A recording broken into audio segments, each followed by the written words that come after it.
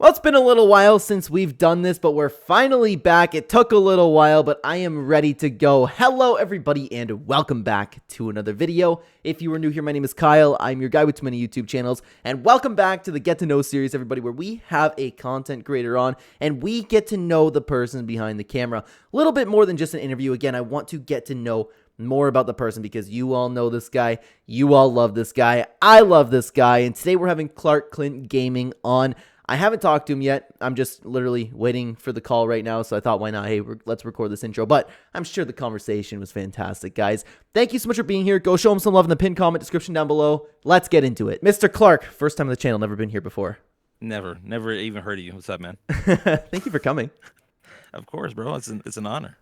Can you introduce yourself, share a bit of your background, and what inspired you to start creating content?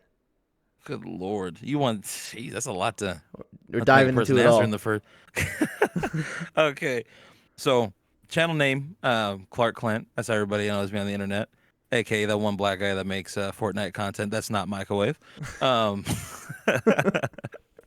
don't really know what kind of background to really give outside of... You said, what was it? Channel name? Well, I was going to say share a bit of your background. We can. I want something I want to dive into a little bit specific with that. So if you want to wait for that, that's okay. But what inspired you to start creating content? Well, I've been doing it. So I've been making YouTube content since I was 12, and I want to say even before YouTube, I've dabbled in it. Right. So like when I was a kid, my mom, I used to go to a charter school because I was homeschooled. Right. But my mom still wanted me to like go have some kind of interaction with other people, you know, become a responsible, productive individual in society who was socially adequate to, you know, talk to others. But I used to go to this charter school, and I learned so much there. But when I was 5, my mom, she put me in like a lot of high school classes. So she put me in like high school writing classes, but there was this one class I did. I'll never forget this class. My teacher, her name was Mrs. Wood, and she had it was a advanced writing class. But there was one. I remember there's one assignment that we did where it was we had to basically record like an audiobook, because this is, so you got to understand, this is before the internet was like a real big deal. This would have been like the year 2000. This would have been the year 2000. So like we had to do it on tape recorders. That must have been frustrating. I guess in hindsight.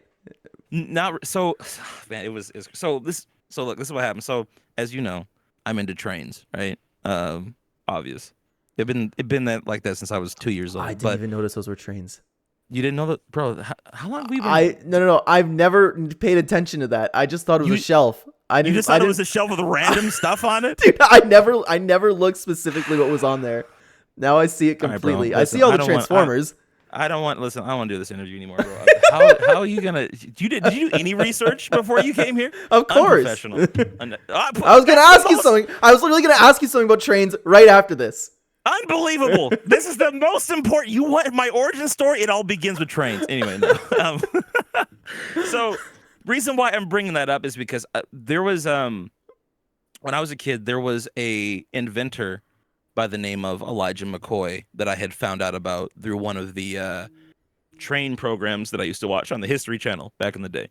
And Elijah McCoy was was one of a handful of black inventors at the time. Or I believe it was like late 1800s, early 1900s. He actually invented the lubrication system for like the old steam locomotive. So basically on steam trains, the biggest drawback to them, one of the biggest drawbacks, was that like you would have to lubricate the trains every few miles, right? They'd have to stop. The engineer, fireman, they had to get out, had to take an oil gun, grease up certain parts of the locomotive, right, to make sure that like there's not too much friction, so the train's not, you know, overheating. Certain parts of the trains aren't overheating and causing problems. Anyway, say that all to say, Elijah McCoy invented this lubrication system that was designed to lubricate the train automatically as it went. And the term "the real McCoy," that's where it came from, because there are a lot of people that took his invention later on that like kind of, they tried to bootleg it, but it was never as good as his. Everybody wanted the real McCoy. why am I bringing this story up? What does this have to do with content creation? What does this have to do with the story of Mrs. Wood's class? Well, for the audiobook presentation, we were supposed to tell a story. And what I did was I had this story where I traveled back in time to Elijah McCoy's house, and I met him, and I interviewed him. And it was this really cool thing that we did. I had my grandfather record some audio. He did Elijah McCoy's voice. I was like a little boy. He was like, "What are you doing here this late at night?" And we had crickets in the background. My mom, we went to the we had to go. Kids, listen, before you could download MP3s on your computer, you had to go to the library and get like CD-ROMs that you would put into the computer. You would have to find the sounds that you want. Then you would record it on the tape recorder, right? And then you would have to blend it all together. So we had me walking up. You had to hear the footsteps. We still have the recording somewhere too, but you have like the footsteps walking up to the house, knocking on the door.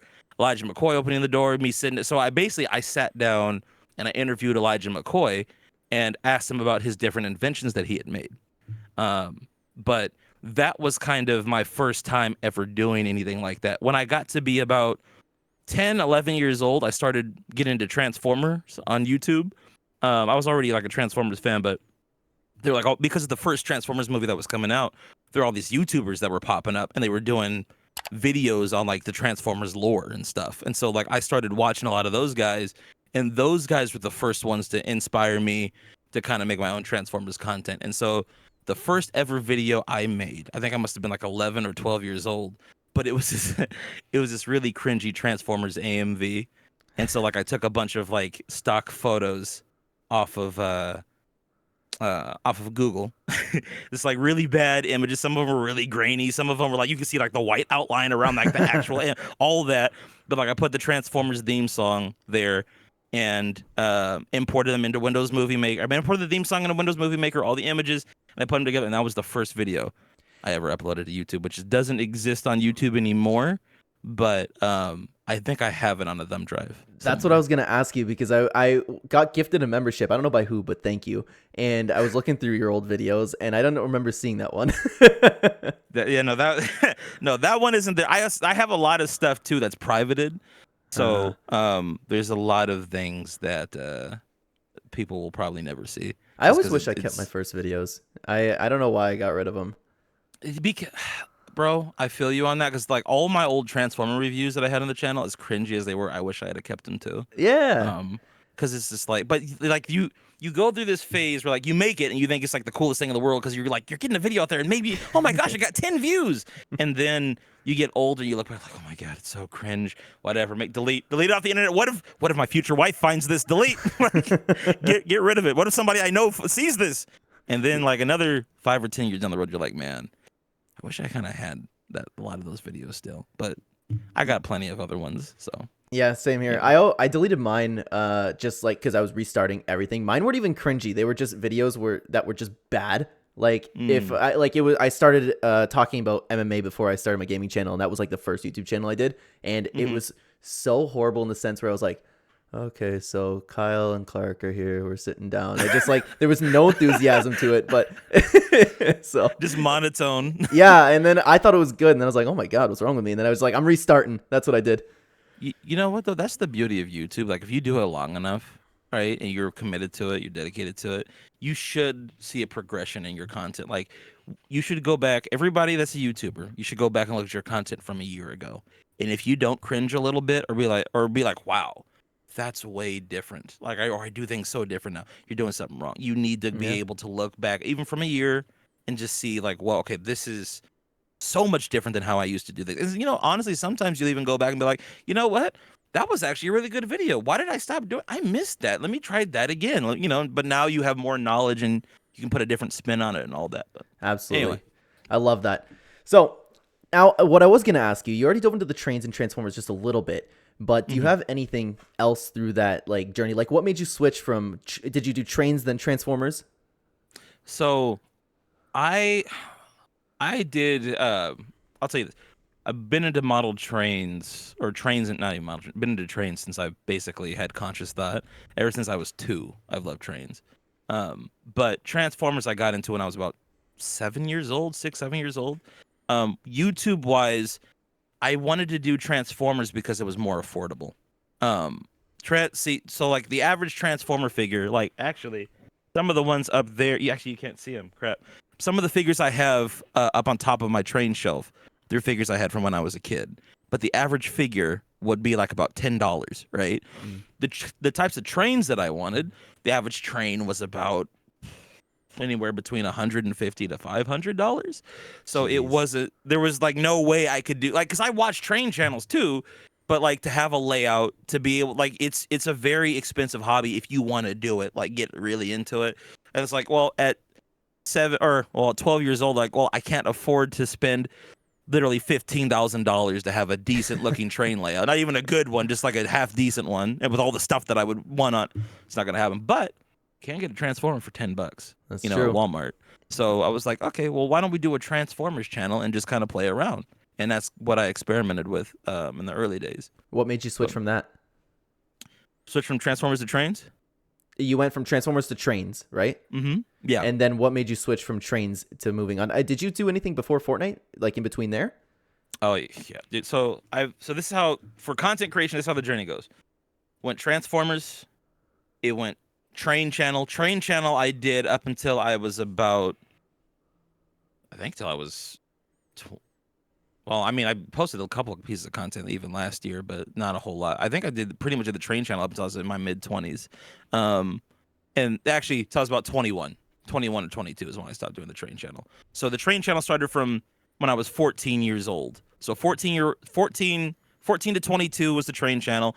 But in between all of that, I did a lot of dance videos. So like there was God, there's so much. Back when I hit 14, I'm just thinking back.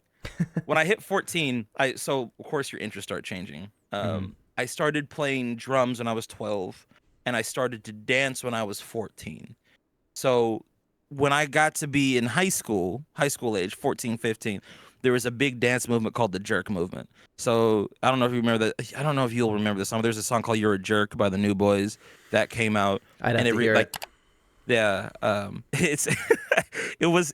it easy. It was, Teach Me How to Dougie, right? Yeah. You know that song? Yeah. So Teach Me How to Dougie, You're a Jerk, Cat Daddy, Teach Me How to Jerk, all those songs were basically all part of the same movement. Every single new song that came out that was big ended up being incorporated into the jerk movement. And so like we would have these mixers where all the kids, they called them all cities.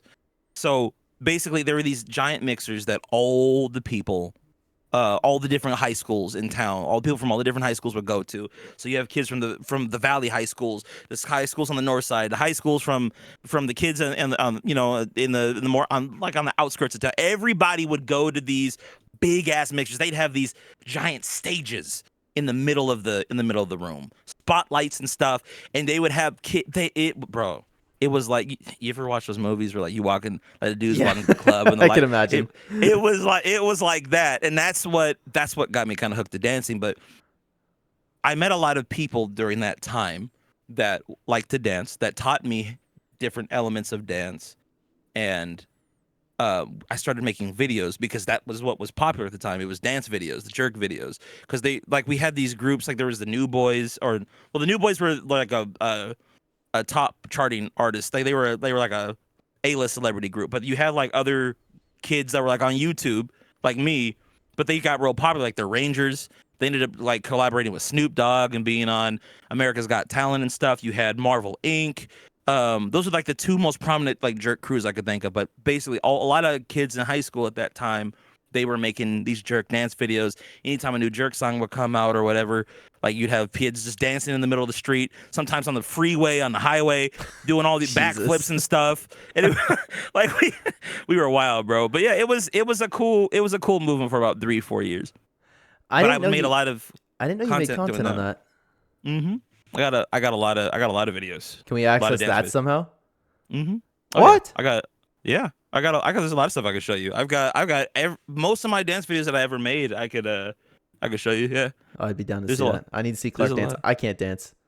Wait, have you never seen any of my dancing videos? I saw like one on Twitter. Yeah, that was like the Michael Jackson one. It was fairly recent. Just to mess around. But yeah, I've on my other Klarque Clint channel, I've got another channel that's just titled Klarque Clint. That's what I have I have a couple dance videos on there. And then my old Facebook, I've got a bunch of videos on there.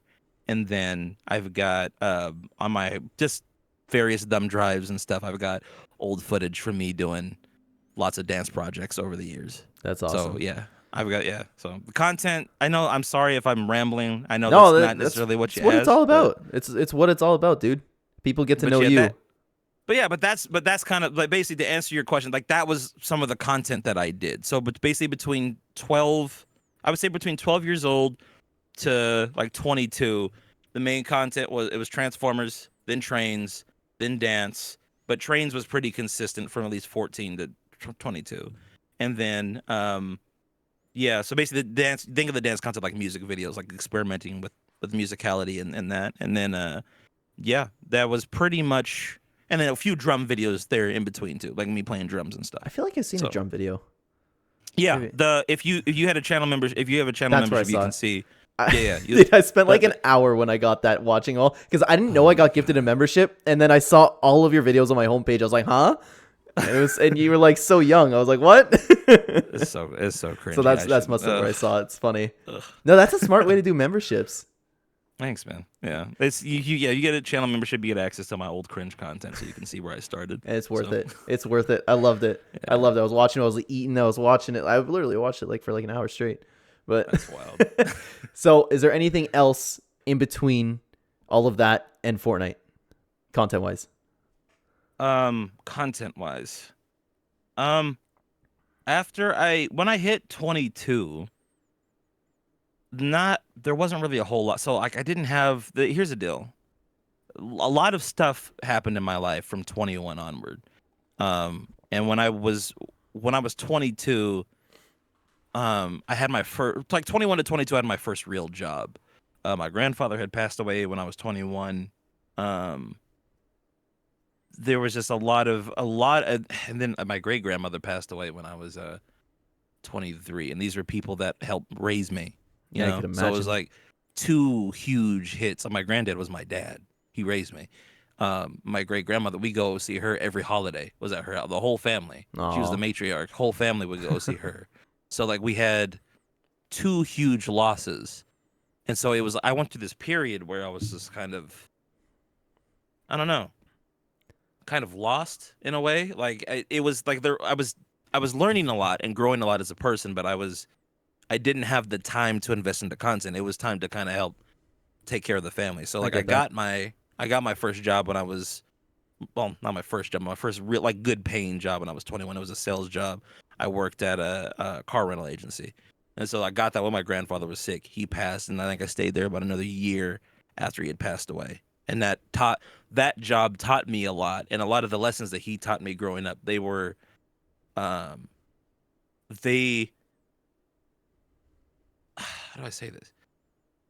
They became real at that point. There was a lot of things he taught me that was like, okay, this is what you meant when you said this. This is what you have to do now.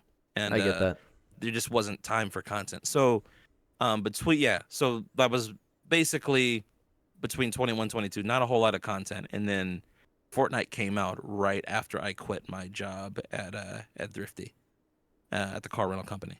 And you just So booted it up since then? I played, so Fortnite came out in September of 17. I quit my job in October of 17, and I remember see, so you know how you can go onto Fortnite and you can see how old your account is, Mhm. right? It for me it says November. I created my account in November, but I know that can't be true because I remember talking to my friend about at work about Fortnite. I'll never forget what he told me. I was like, bro, there's this new game. Fortnite is pretty dope. You got to check it out. And he's like, listen. He's like, bro. He's like, yeah, I seen that game. I've heard about it. He's like, look, he's like, that game's not even that great. It's not that inventive. There have been other games that have done the exact same thing and done it better. I'm just not gonna waste my time playing something like that. And I'm like, okay. I was like, all right, whatever.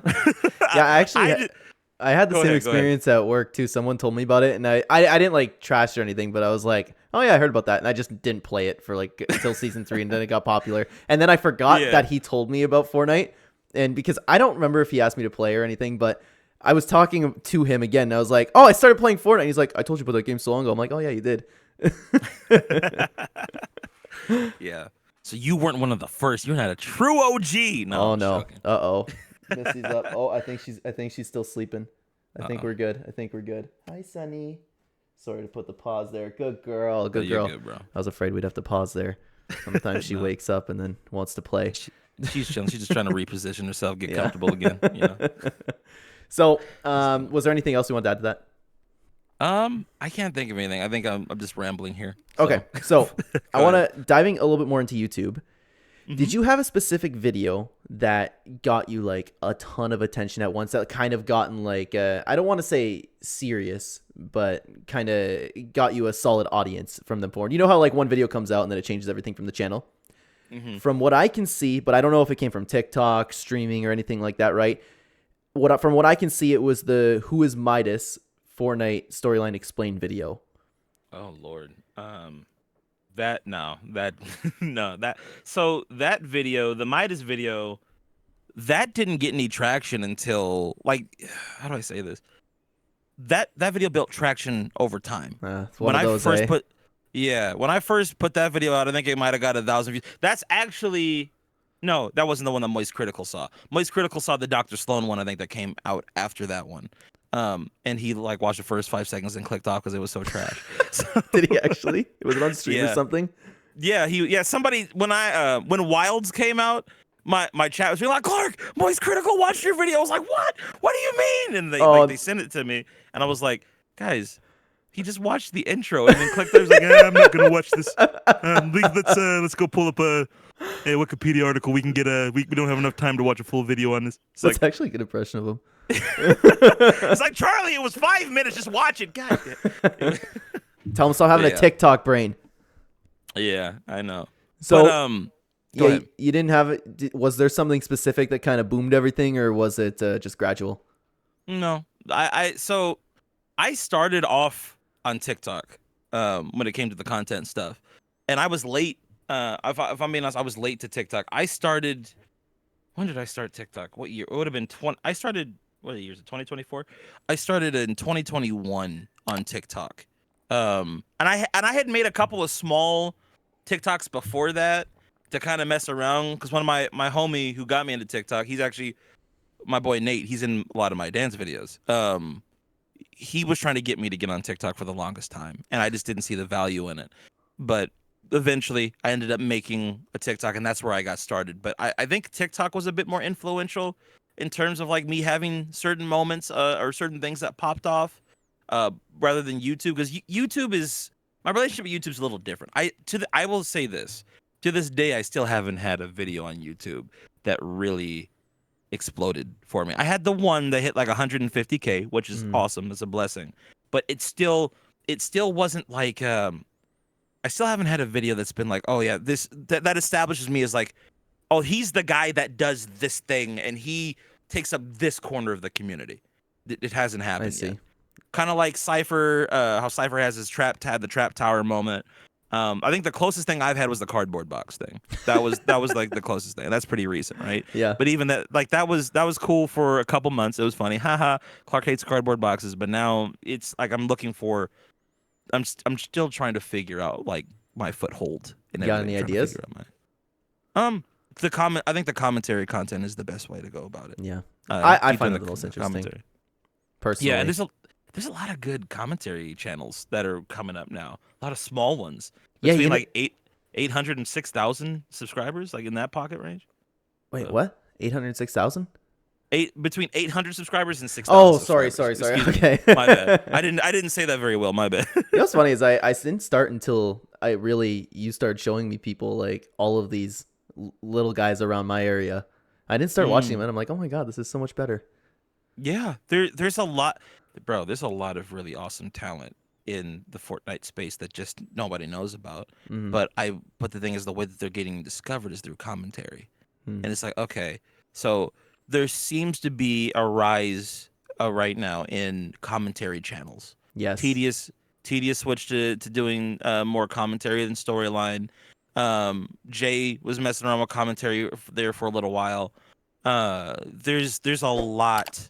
Um, there's a lot of small channels too. Like there's this guy named Leo that I found. He's really good. There's another guy, I forget his name. I wish I could remember, but he actually shouted me out in one of his videos. He's got like 884 subs. It's Mr. Hang on.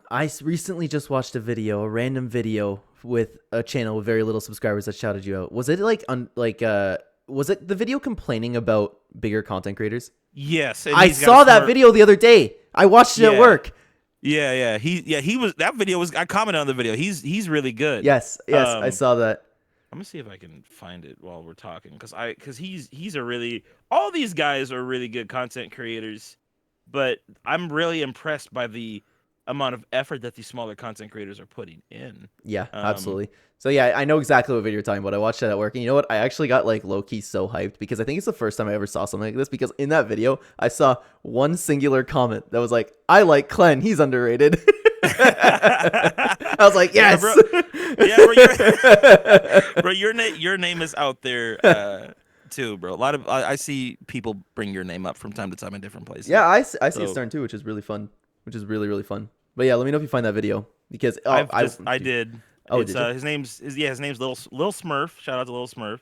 Yeah, go check that channel out. I think I watched one more video from him. I don't remember which one it was though. But yeah, it would take me forever to find it through my history. He's at 1.99K now. He's about to hit 2K. He was at 844 when I saw him a few days ago. Yep. Lord, that's crazy. Was it from that one video? What's the views at now?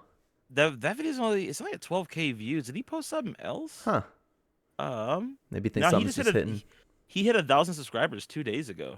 Wow. It looks like. Oh, good for him. Yeah, he's doing well. Maybe it's the start of something special. Yeah, his last 2 videos, one got 9K, another one got. He's getting my numbers. Solid. For videos. So yeah, he's doing very well. That always makes me happy. But anyways, I want to dive back into, and it might branch off something you said earlier because I wanted to ask when you decided to go full time with this, but then you said, and maybe we were just missing parts of the story because you said you quit your job and then dove into Fortnite content. Were you still working another job? While you were doing Fortnite content. So yeah. So okay. So what I had said before was I had quit my job. So let me give you a little timeline here. Sorry, my brain is rattled. No, you're good. So what I was talking about before was when Fortnite came out, I had quit my job like a couple months after Fortnite came out. That was back in 2017. That was OG Fortnite, Chapter 1, Season 1. And I had quit my job at that time because I was trying to start my own business. My mom and I were into some different ventures, and all those things one by one started falling apart. And I was unemployed for about a year, and I'll be honest, that was probably one of the darkest periods in my life. It was kind of, I don't know, I definitely was not me.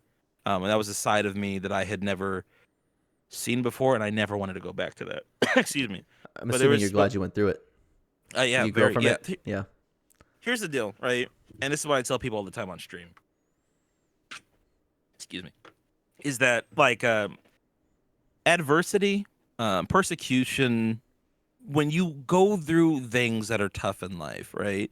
You don't want to sit here and be a victim and say, "Woe is me." It's like how could this happen to me? Oh, why is God doing this to me? Or if you're not a spiritual person, the universe hates me, right? Mm-hmm. All these kinds of things that you can think of, like, why was I given this lot in life? These are the cards you're dealt, and this is the battle you have to fight. And because of that, you have to figure out how you can come out ahead. Nobody's gonna save you. You've got to figure it out. Yeah, assess the situation, act accordingly, do what you can. Yeah. Yeah, you got to figure it out. And so look, I can understand, but at the same time I have a lot of sympathy for people that get stuck with in certain funks, right? Because it can be tough to get out of that. I will say, and this is for me, right? Because of my life and how important my faith is to me, right? When it comes to the different things that I've been through, God has brought me out of my darkest times. Christ has been a huge transformational part of my life, and I know that when I make my content, I don't come across I might not even come across as Christian at all. I think that that's a failing on my part. But that I want to make it known very clear that that is when it comes to me and my accomplishments, and when it comes to the the the worst times in my life, the one thing that has been the constant to pull me out of it has been God and my faith in Christ. And it takes time. It takes time to sometimes it takes a lot of time for God to pull you out of something because there's something that he's trying to teach you, right? The one thing that I've learned by getting really into my faith these last few years is that the reason why you have so many bad things that happen to people in life is not because that God hates you. It's not because that God doesn't care about humanity, that God's removed from people, right? It's because God uses adversity as a way to bring you closer to him. Even when my grandfather died, my family got so close because of our faith. The funeral that we had for him was one of the most awesome experiences that I've ever had to this day. But God was with us through that entire process. So I can't I can't let that go. I can't stress that enough. I try when I make my content, I try not to become too preachy, but at the same time I do want people to understand that is behind everything that I do. Or I can't say that because that's not true. I'm trying to get to a point where it's because of what I do, right? Because I'm trying to have God seep through everything that I do when it comes to my content. But a lot of the decisions that I've made when it comes to my community, when it comes to even the certain sponsorships that I take, when it comes to having certain guests on, my marketing strategy, my content strategy, all of it is theologically based. It might not be openly or outwardly stated, but it's there. There's a purpose behind everything that I do. I see it. You know what? I wasn't actually going to ask you about that, but now that we're talking about it, because I was actually curious about your faith, because all the time I can see it from an outside perspective, right? It's not like obviously you're not hiding it or anything, but you want to share a little bit more about your faith in general? Sure. What would you like to know? When I hear like are you Christian? Yeah, Christian. Okay, I assume so. Yeah, were you always Christian? Yes. And I will say this too, right? It's funny. Loot Station and I had a really cool conversation about this recently too. He asked me a lot. We had like an hour and a half long conversation. He's asking me a lot of questions about my faith. But the first question he asked me was, "Have you always been a Christian? And if so, like why? Like, do you believe it just because like your parents brought you up in it, or do you think?" Yeah, that's what I was gonna follow up with. Yeah, and I think the way, and that's what I told him too, the way that I was raised in the faith, I think is very unique to how a lot of Christians, unfortunately, are raised. My parents, even though, yes, I was brought up in it, right? My parents, from an early age, they always taught me, you have to understand what you believe and why you believe it. It's not, you can't just go out here and have a conversation with people and be like, well, the Bible says, the Bible says, the Bible says. That doesn't change people. That doesn't transform hearts. That doesn't lead anybody to Christ, right? If you talk to someone who's an atheist and he says, why is there all this suffering in the world? Well, John, the Bible says in Matthew 20, like you're not going to reach people that way, right? That doesn't mean that you hide your faith or you douse it some kind of way. But you have to understand that when you talk to different people, you have to meet them where they're at, just as Christ met people where they're at, right? The conversation changes depending on who you're talking to. Like you can't, like there's if you're talking to another Christian, there's a certain baseline that you meet at. If you're talking to an atheist, they don't understand or look at life the same way that you do, and that's okay. But the thing that we have to understand is you have to treat everybody with a certain level of decorum, with a certain level of respect, and just meet them as they are. And to be fair, there are going to be a lot of people that don't like you because of your faith, and you have to be able to accept that. That's part of the cross that you have to bear. But as Christians, we're called to take up our cross. That's part of it. That's part of that process. Yeah. I don't really feel like I just answered your question. Yeah, you kind of did. You were brought up into it, and you just kind of you went along with it. Your faith got stronger. I'm assuming like.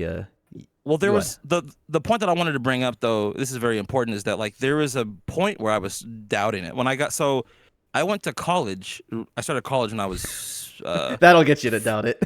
yeah, yeah. Right before right before I was right before I turned 16, I went to college. So I was 15 going on 16.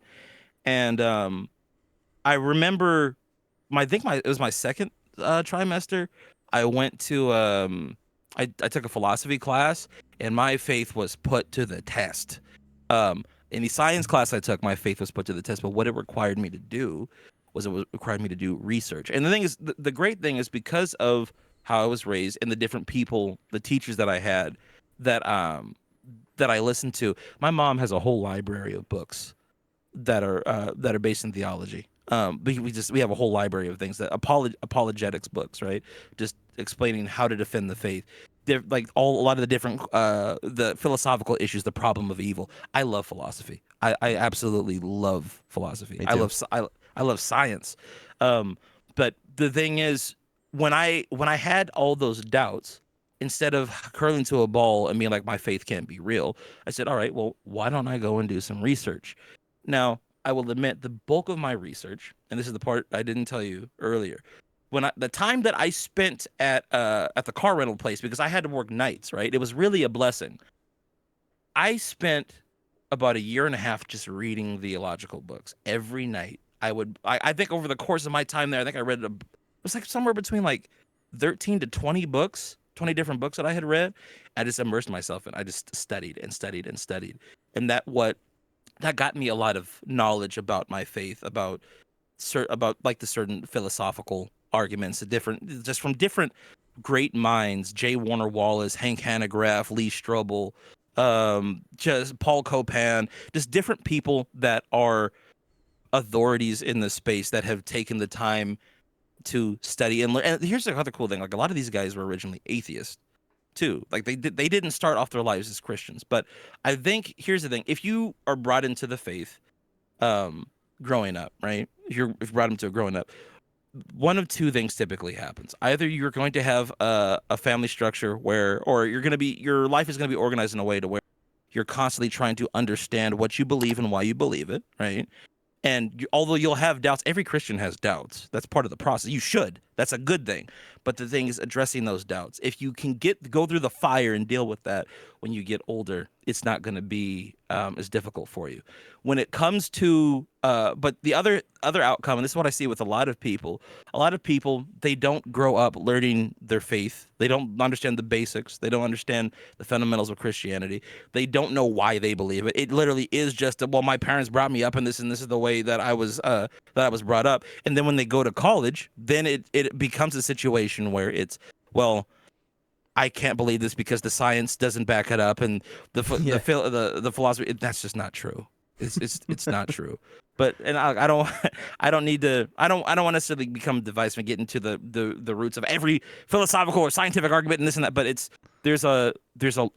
such a, I'll say this: how you view your origins, whether it's through God, whether it's through random chance, by cosmic accident, whatever, right? How you view your origins is very important. I think it's the most important question that a human being will ever have to answer. And regardless of what your personal beliefs are, your personal feelings are, it is your job as a human being to be able to answer that in a way that you can answer, why do you believe what you believe? If you're an atheist, make sure that you can answer that. If you're a Christian, make sure you can answer that. You're a Buddhist, if you're Muslim, make sure that you can answer that. But make sure that the answers correspond to reality. And that's, I think, if you look at it through that lens, that you can't just base it because you can't base your opinions off of what you were brought up and raised in. You have to test your faith in the real world. And the more you do that, if you keep getting answers and coming back, and you can't just listen to people that agree with you either. You got to listen to people that disagree with you and hear those arguments. Be like, wow, I never looked at it that way. Or wow, I can see why people really get upset with Christians when it comes to this particular thing. You have to immerse yourself with a variety of teachers and understand different ends of the spectrum. But anyway, let me get off my soapbox when it comes to that. But again, that's what it's all about, man. People get to know you. They hear me enough on this channel. Yeah. But that's general. But generally speaking, I just wanted to say that I went through the doubt. I went through those moments where I was doubting, and that was good. It all it did was strengthen my faith, and I have a lot of reasons as to why I'm a Christian, but I'm still growing and I'm still learning. Oh, wait, hold on. One more thing I think I need to say, which is very important. When I was 20, 21, 22, when I was at Thrifty and reading all those books, I had a lot of pride because of my knowledge, right? When you learn these different arguments, when you learn the different philosophical reasonings, and you start learning more about science, and you understand how science actually uh, corresponds to scripture, right? And it backs up scripture. All these different things, right? You can get big headed, you can get arrogant, and It's fascinating though, isn't it? it's incredibly fascinating. But you feel like a sense of pride. It's like, well, I took the time to study this, and I learned this, and I feel really smart. That's not what brings people to Christ. Your intelligence and how great you can win an argument doesn't bring anybody to Christ. It doesn't make you look good as a Christian. It's your life. There's a saying by one of my favorite biblical teachers, Hank Hanegraaff. Truth matters. Truth matters, but life matters more. The life that you live in Christ is so much more important than any theological argument. If people look at you and say, this guy doesn't live, he claims to be a Christian, but his life isn't any different than all the atheists that I know. What value does Christianity have? The reason why religion in general has become such a joke within Western society is because there aren't many real Christians out there. And if I'm being totally honest, I'm part of the problem. I have a foul mouth. I'm very vulgar. I'm very crass, right? I think there are certain things that I have that are great. Like I have a lot of the knowledge, but the life aspect, that takes time. It's a transformation. Christ has to work a transformation in you, but you have to be willing to let the transformation happen. But want to make that very clear. It's not about the knowledge. Having the knowledge is great. You need to be able to answer why you believe what you believe, for the hope that lies within you to be salt and light in the world. But you also need to be able to live a Christ-like life. And you're gonna fail. You're not Jesus. You can't be like, move aside, God. Move aside, God. Here I come. All right, I'm the greatest thing since Jesus himself. The apostles would bow before. You can't do that. You have to go into this with humility. You have to understand that, look, you're flawed. You're going to have things that you need to work on, but you need to be working towards something, working towards a better life in Christ. But you know what also half the problem is with that is people keep living like, I don't want to say, yeah, I guess I could say it, like live a degenerate lifestyle, and they're like, oh, God will forgive me. I'm getting into heaven. That's the habitual. And look, I have my own vices that I have problems with, right? Gluttony is a problem, right? I'm not in the best shape of my life. You know what I mean? Like gluttony has been a huge issue. That's a sin. It's a problem. Something I work on correcting. So but Clen, you bring up a really good point. It's one of these. Let me give you another small story. I had a friend who he was an atheist, and he was dating a girl that was Christian, and they ended up having a kid. Right? Oh boy. Yeah, that was it. Yeah. The majority, and that circle of friends that I had through him, majority of them were atheists or agnostic, what have you, right? But but one thing that he told me, that's really stood out to me, was that he's like, look, bro, he's like the religion stuff is really interesting to me. Like it's really compelling. Like I can see how it impacts your life. But he's like, when it comes to my girl, right? He's like, she's out here, like we're living together, right? We're having sex before we're married. All the stuff that you're telling me, like you're not supposed to do as a Christian. She's not only like, does she have no problem with it, but she shows no remorse. Like I don't. He's like, why would I ever want to become a Christian when I can just do the same thing I'm doing now, but with less rules? And I'm like, that's a fair point. Like people have to understand, like people, when you're a Christian, people look at you. It's like, oh, you're a Christian, are you really? Well, your mouth tells me otherwise, sir. It's like, yeah, well, you kind of have to. I'll say this: God's standards are way higher than our standards. You'll never meet God's standards. While you live on this earth, you're never going to meet God's standards. But once again, moving in that direction towards Christ is what's really important. It's not about being perfect right away, but it's also not being complacent with where you are and understanding that you can transform a lot of people by living a more Christ-centered life. That's how you get. That's how the church, the early church. That's why it was so powerful in the beginning, because you had so many people that were willing to die for God. You had so many people that were willing to die for Christ. But back within the first century of Christ's death, you had so many people that were fighting for Christianity, fighting for the church. The reason why you have the Bible as it is now is because you had so many people that died so you could read these texts, God's love letters to us. You had so many people that were and look, you don't have to read scripture to understand this. There's a lot of external sources outside of scripture that will support that. The Bible is a historical document. It's one of the best. It's actually one of the best historically recorded, kept documents in human history. The way you determine how reliable a text is by the amount of manuscripts it has. I think between the Old and New Testament, the Bible has about 83,000, 85,000 manuscript copies, and the closest text next to it is 6,000. Or no, sorry, not 6,000, 600, excuse me. So even if you don't believe it, we have to acknowledge the fact that it is the best kept, best recorded historical document that we have in human history. Nothing comes close to it. So anyway, I could talk about this forever. I know you want to talk about YouTube stuff, but this is dude. Again, it's all about you. You have a pretty optimistic view about people coming over.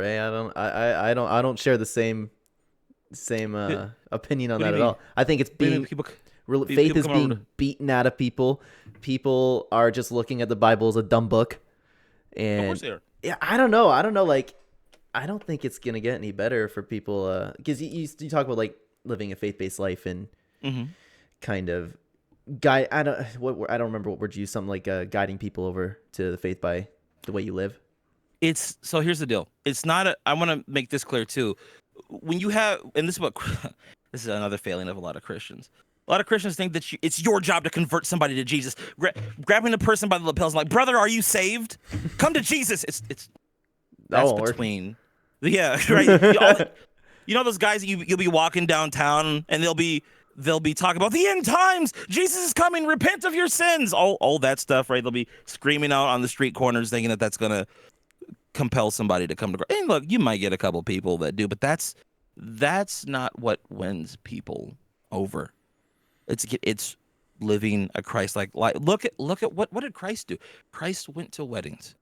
Christ he fed the poor, right? He healed the sick.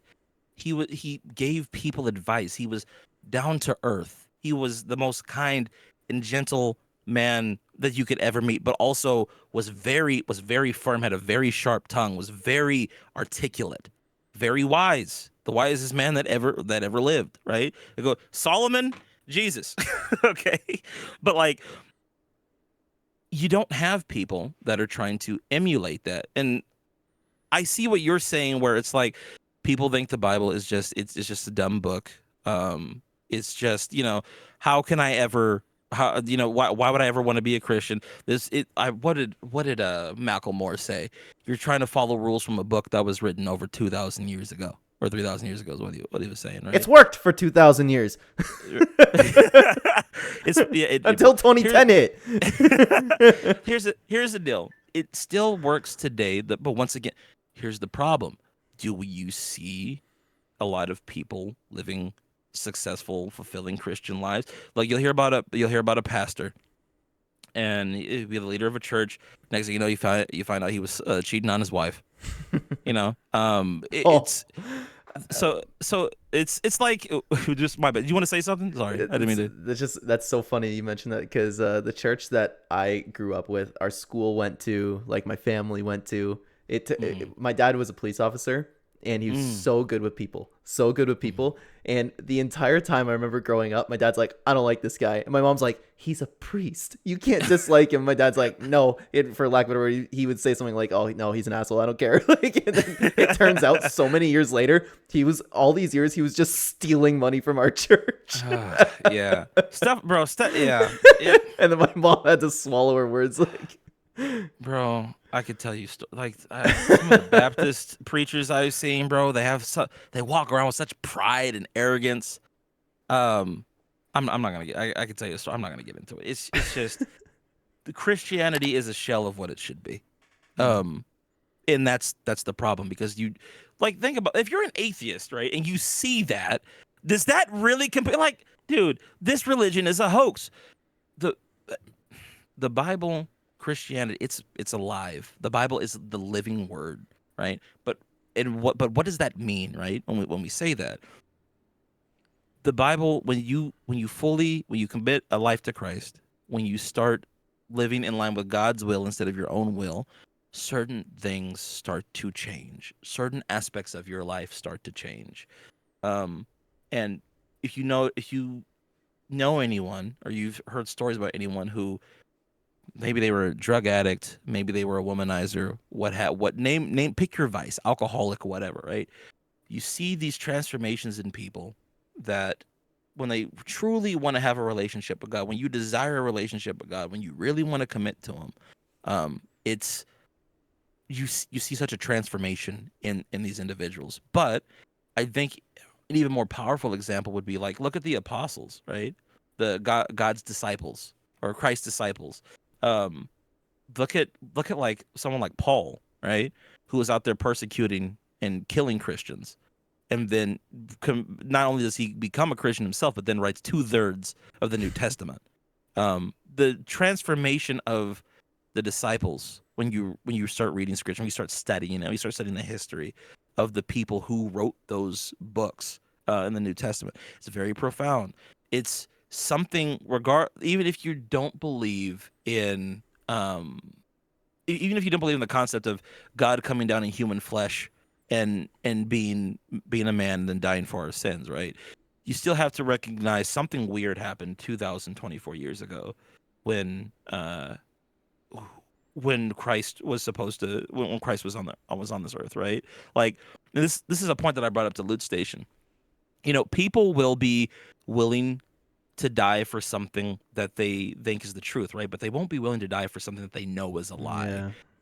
For when it comes to the apostles, right? They You have to understand. You think about what they were professing to people. They're saying, "We saw Christ rise from the dead. We touched him. We hugged him. We spent time with him. We ate with him after he was crucified. His body's gone from the tomb." Um, these are all things that, like, if they had been making this stuff up, their lives were on the line. You had people that were successful business owners. Or they had, like, who was it? Oh God, look at me not knowing my faith. Oh, it's okay. I don't But know the specifics. I know the stories, but like I know, I know exactly what you're talking about. yeah, but like Matthew, I think Matthew it was either Matthew or Mark, but he was a tax collector. Um, and he like, tax collectors they made a lot of money.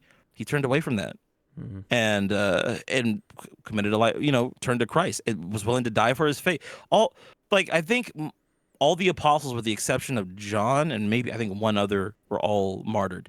But Paul's transformation was the most insane.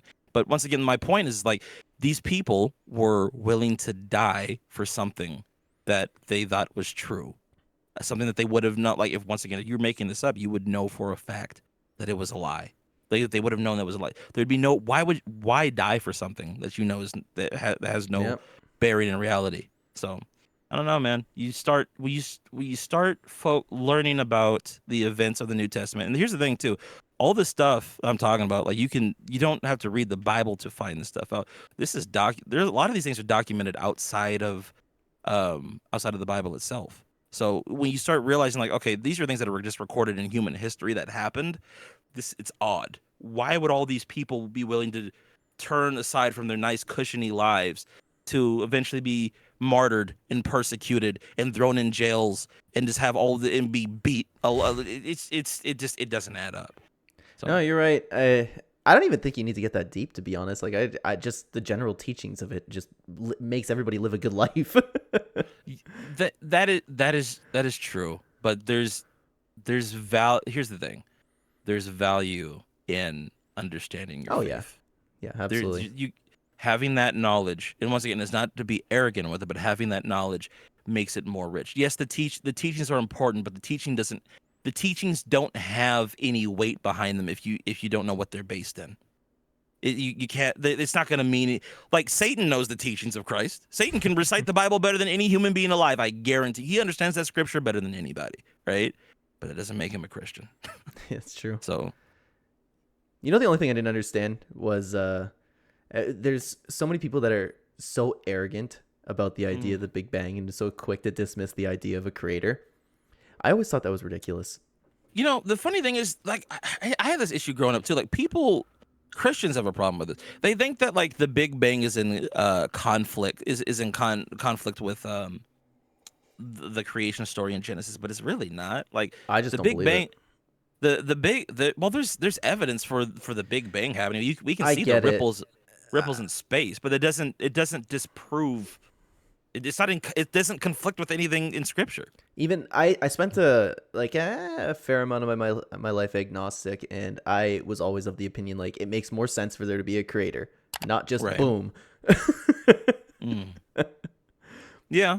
Well, that now Clen, I got a question for you. Now I'm curious. So what is your faith? What is your personal What's beliefs? funny is I'm Catholic. I grew up Catholic, but I find myself like I mean it's so similar, right, to being Christian, but I find It's myself Christian. having It's Christian. Yeah, like I always have trouble actually just specifying which one, but my mom's a Catholic. I grew up Catholic. I went to Catholic school, and Yeah. there's so little difference. I don't think it matters, so I just say I'm Catholic. And Right. I spent a decent I don't know how long, a decent chunk of my life being agnostic, because I just like didn't. I always kept questioning like, oh, what if, But ultimately, I ended up just believing in too many random coincidences of things going my way happened for me to not believe. That's the biggest thing for me. Those moments are powerful, because I've had a lot of those too, where it's like you'll be like, I remember when I was at the car rental place and I was studying one night, and the buddy of mine I worked with, he was atheist. And he asked me a question. I don't remember what the question was, but I was reading the book. As I turned the page, there was an answer to exactly what he had just asked me in the book, right? And I was like, Little things like that. I was like, Michael, you know what, bro? Check this out. And he's like, huh? And he just like went about his day, right? But like, let me say this too, and then maybe we can move on to something else, because I didn't mean for this to turn into the theology podcast. I just looked at OBS. We're an hour in. Oh my gosh, bro! People are gonna click off. They're like, "Oh, they're talking about Jesus still." But look, if there's, let me say this: if there's one thing outside of trains, outside of Transformers, outside of Fortnite, there's one thing I'm real passionate about. It's theology. I love it. And although I want to apologize to my audience, although I don't exemplify the best Christian traits on stream, and in my video, I'm trying. It's a process, and actually by design, my content is actually for that. One thing I don't like with like Christian YouTube channels is like when they when they're so corny to me. A lot of them, like they have this. They all have a certain cadence and they talk a certain way. They're like, well, so today we're going to be covering the story of John. And this is just absolute. I just want to pray for all of you. Before we begin the video, I just want to say Jesus loves every single one of you. Make sure to hit the subscribe button and like.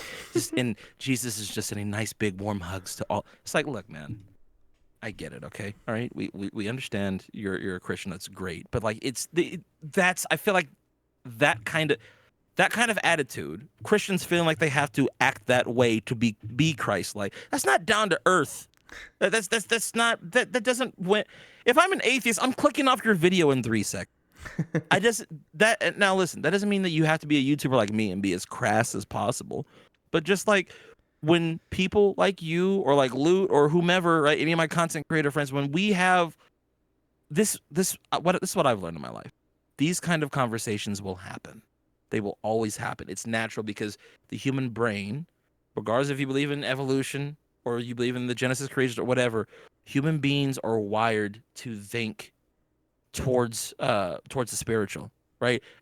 From a young age, like don't know who it was, but there's an atheist that said, like, if you don't want your kids to grow up religious, make sure that you train them at a young age to be atheists, because naturally their brains are like, naturally kids are going to ask questions about like supernatural spiritual stuff. You have to program people to not think that way. And in a society where we've got so much technology and so many modern miracles through human advancement, through technological advancement, it's getting easier and easier to kind of suppress the idea of a god, right? But the way I look at things, I'm starting to actually see, no, this is just like more proof, more evidence that no, there's a creator out there. As complex as all of these machines and everything that we have, nothing is as impressive as the universe, Yeah, as that's the true. cosmos, as human life. Yeah, I've always had a problem, like, like as you mentioned that you always try to kind of talk about it through your content, right? Mm-hmm. I think that's the first time I've actually ever said that I was Catholic. Mm. I've always just kept it to myself. You know, it's funny because there's so many people that that share the faith and is like, oh, we have to. I'm not saying it right, like not spread the word. You know what I mean? Like, Yeah. just they feel like they have to preach it every 5 seconds. Hey guys, listen, I just want to end the video with a prayer kind of no, situation. that's not what I'm talking about. It's kind of like I don't know, just trying to being proud of your faith, sharing it. You know what I mean? Mm-hmm. I've always like, and I know that's not right, but I've always been just keeping it to myself and like looking at people like, no, you're going to hell. You're a bad person. I forgive nobody. Like that's Clen, that's terrible. See, this is why atheists hate us, is because of shit like that. No, look at me cussing again. No, but I honestly, like, the biggest problem that I ever have with faith is I'm so not forgiving. I hate people, and it's not like I no. Bro, I felt when you said that, I felt that in my soul, because sometimes I hate people. So I'm just like, bro, I hate people. Good Lord. There's so many people that I just want to like destroy. I get it. I need to clear something up really quick though, because like it's not like anybody who just doesn't believe I don't feel that way. I mean, like, I don't live like a faith-based life in that sense. You're going to hell. You're going to hell. Jesus hates you. Jesus hates you.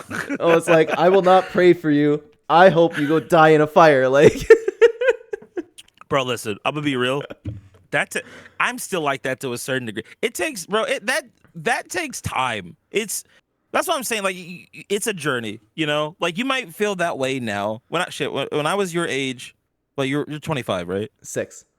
20. Oh, damn, old man. My bad. Didn't mean to misage you. But when I was 26, I was kind of exiting those feelings, but I still have them, right? Like, there's just some people in your life like, I just really don't like you. I hope I don't see you in heaven. Like, you're just a terrible human being. All you've done is bring misery to me and everyone I know, and I hope that you just rot. I don't even go that way. I want to inflict violence on people. Well, that too, right? It's just like, if you were abandoned on the side of a road in the middle of nowhere and you were bleeding out, and I was the only person that was fully capable of saving you, and I had a med kit in my car, I would drive off. Yeah. You know, like, it's the I get. I'd run them over. But damn.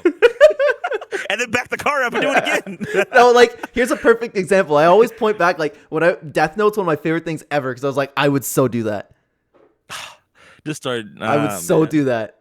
I'd take care of it. See, and this is why God hasn't blessed you with the magical Death Note to go. There probably is a Death Note out there. Somebody has it, and it's the right person. But I would do, yeah, I would do great things with it. So that's my biggest problem with faith. I can't see myself ever coming around, dude. You know what's crazy? It's funny you bring this aspect up, because it's like we can relate this back to Fortnite content. Like with Cyan, for example, right? A lot of people don't know this. Like, a lot of people see me and Cyan, we get along all the time, stream, and we have a good time and everything. But it didn't used to be that way. Cyan was like, there was a period where I didn't really like Cyan that much. I was like, I didn't know that. Are you serious? You didn't know? Yeah, that? no. You're not being sarcastic right now? Okay. No. When Cyan and I, when we first like, I had heard, let me say this. I had heard some things about Cyan from other people. Same. That weren't very pleasant. I was like, okay, whatever. I'll take it, with a grain of salt. Then I had a few interactions with Cyan, right? I was like, I'm like, yeah, he's a little quirky, but I don't dislike him. And then what would happen is Cyan would tag me in certain things on Twitter, would say certain things on Twitter, and we'd get in these debates. And I was like, bro, this is so stupid. Like, how are you this dumb, right? I used to just get frustrated. What But was it? then, Is it about Fortnite? yeah, that's about some Fortnite. Oh, the story. I remember one thing that we debated. He was talking about how amazing Donald Mustard was, typical science spiel, and he was talking about how great this storyline was. And this was like chapter 4. This must have been like season 2 or 3 when the story was like. I'm pretty sure it was the end of season 2 when we had got the quests where what was it? Like all the syndicates became good friends, and through the power of friendship, they overcame whatever was going on with Triarch Nox and all that stuff in the background. I was like, where the hell did this come from? Right? And he's coming up with all these stories, I bet. Yeah, it's like, oh my gosh, this is just part of Donald Mustard's vision. It's so amazing. Oh my gosh, you genius. And I'm just like, I'm like, what the? So I went and commented on his post. I'm like, bro, I said, I could write a better story than Donald Mustard. And then Cyan wrote me back. He was like, none of us, it's like, to say you could write a better story than Donald Mustard is insane. None of us have the same experience he does with telling a good story. I'm like, bro, either Donald doesn't care about the story right now, or he's like got somebody else writing it, because this is just off. Anyway, point is, that is one example I can think of where Cyan and we went back and forth for a while. And there was another time where we had gone over something. I'm just like, I just really I really don't want to have anything to do with him. But then there was all the drama that happened with the World War II stuff last year, and I remember seeing there was a handful of content creators I knew that were kind of happy that Cyan was going through all this stuff.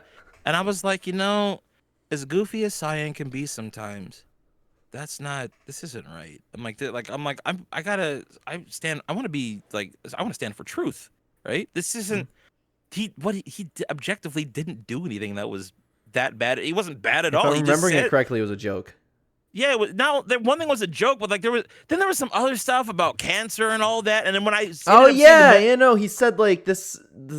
He's like, I'm getting cancer by reading all these messages. Yeah. That was the joke. And then he was also saying that Fortnite was based on World War II. Yeah, yes. And I understood the logic, because he was saying that Star Wars was based on World War II. I remember. Fortnite is based on Star Wars. So basically, therefore, Fortnite is based on World War II. I understood the logic, even though I would still disagree, because that's not how storytelling works, and we can't say that's necessarily Donald Mustard's intention. But regardless, I understood where he was coming from.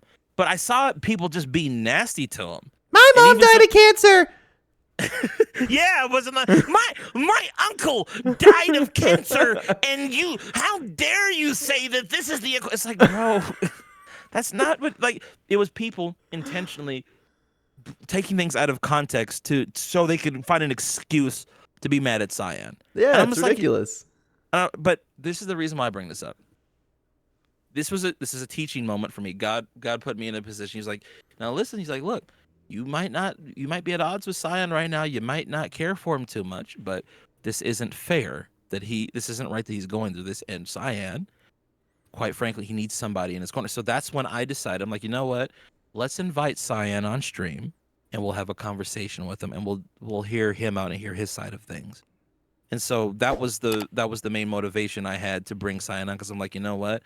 Even if I don't see eye to eye with him, even if I don't at this point in time, it was like, even though I don't really care for him that much, this isn't right, and he needs a friend. And even if we might be somewhat, we're not even enemies, but even if we're not on good terms, let's build that bridge. One of the best decisions I ever made. But the point is, that would be the Christ-like thing to do, right? It's not. I could have gone in there and straight up. And listen, I'm not trying to pat myself on the back either when I say this, okay? Because trust me, there's a bunch of other messed up shit that I've done. But I'm not trying to pat myself on the back when I say this. All I'm saying is that, like, I could have gone in there with everybody, with a few other content creators and a few other people, and been like, "No, bro, you suck. Oh my god, your idea stupid. Why is you clearly hate cancer patients, and you love Hitler. How, wow, imagine." And I could have made a whole video put out of proportion. Like, can you believe this monster Cyan? Dude, that would have popped off too. Yeah, and it's just like, no, well, let's bring him on. And the crazy part is, when I brought Cyan on stream and I was looking at my chat, there were people in there that had these negative views of him, but I started seeing people's perceptions change when they started listening to him. and they're like, "Oh God, I never knew this about. Wow, this is crazy. We need community needs more of that. We don't Oh need to yeah, be at odds absolutely. with each other. You know? Oh, So people are so quick to hate each other. And that's yeah, an important note to add to what I was saying too. Like, I don't just go and hate people who think yes, differently. you do, Clen. You're a No. terrible person. You hate everyone that disagrees with you. You're a monster. I love different ideas. I love talking about all that stuff. But Yeah. what I was getting at is like I think there are bad people and I will never pray for them. And you get the point. Well, Clen, Clen, that's not good. You listen. You want to really? I would say this. You want to really hurt somebody? Pray for it. Not that I'll pray for you types. No. Sincerely, pray that God blesses those people, and if you can find a way, you be a blessing to those people, because I guarantee you, they'll get pissed off even more if you do something good for them. If you if you meet somebody and y'all are at odds with each other, and later on down the line, and it'll happen. Something will come up in a way where you can be a blessing to somebody. You do it.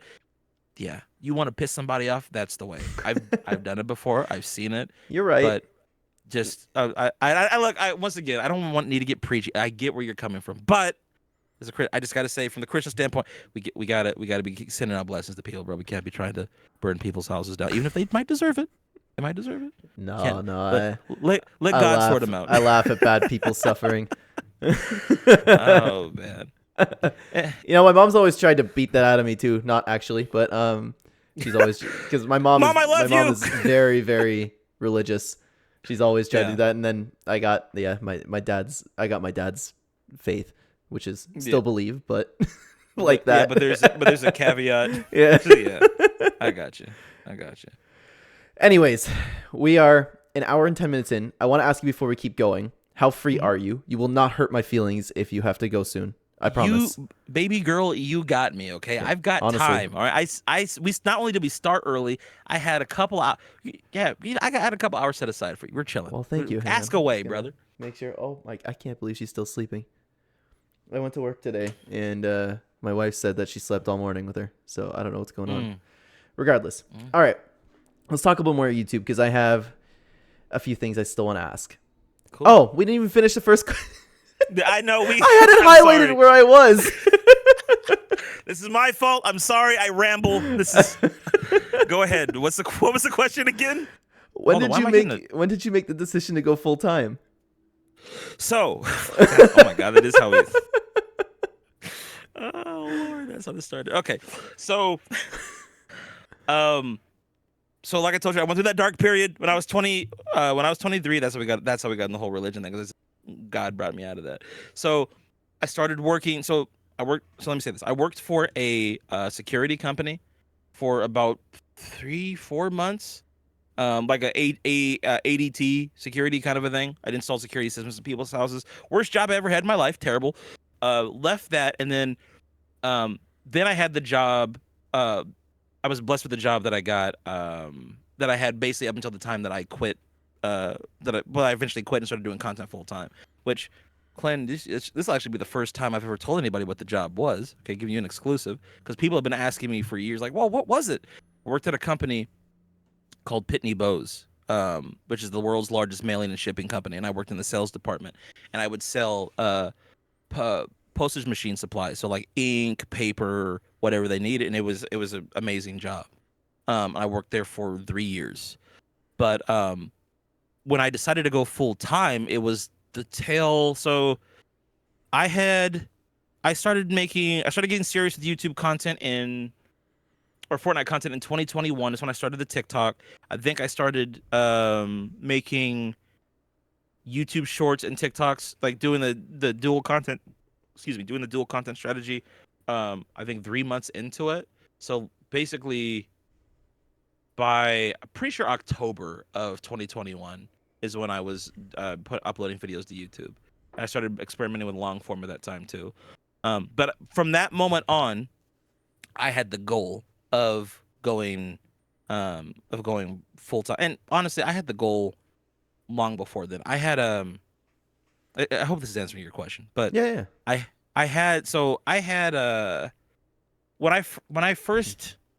Okay, let me give you a bit of backstory. So the Pitney Bowes job, technically I had 2 jobs within that one company.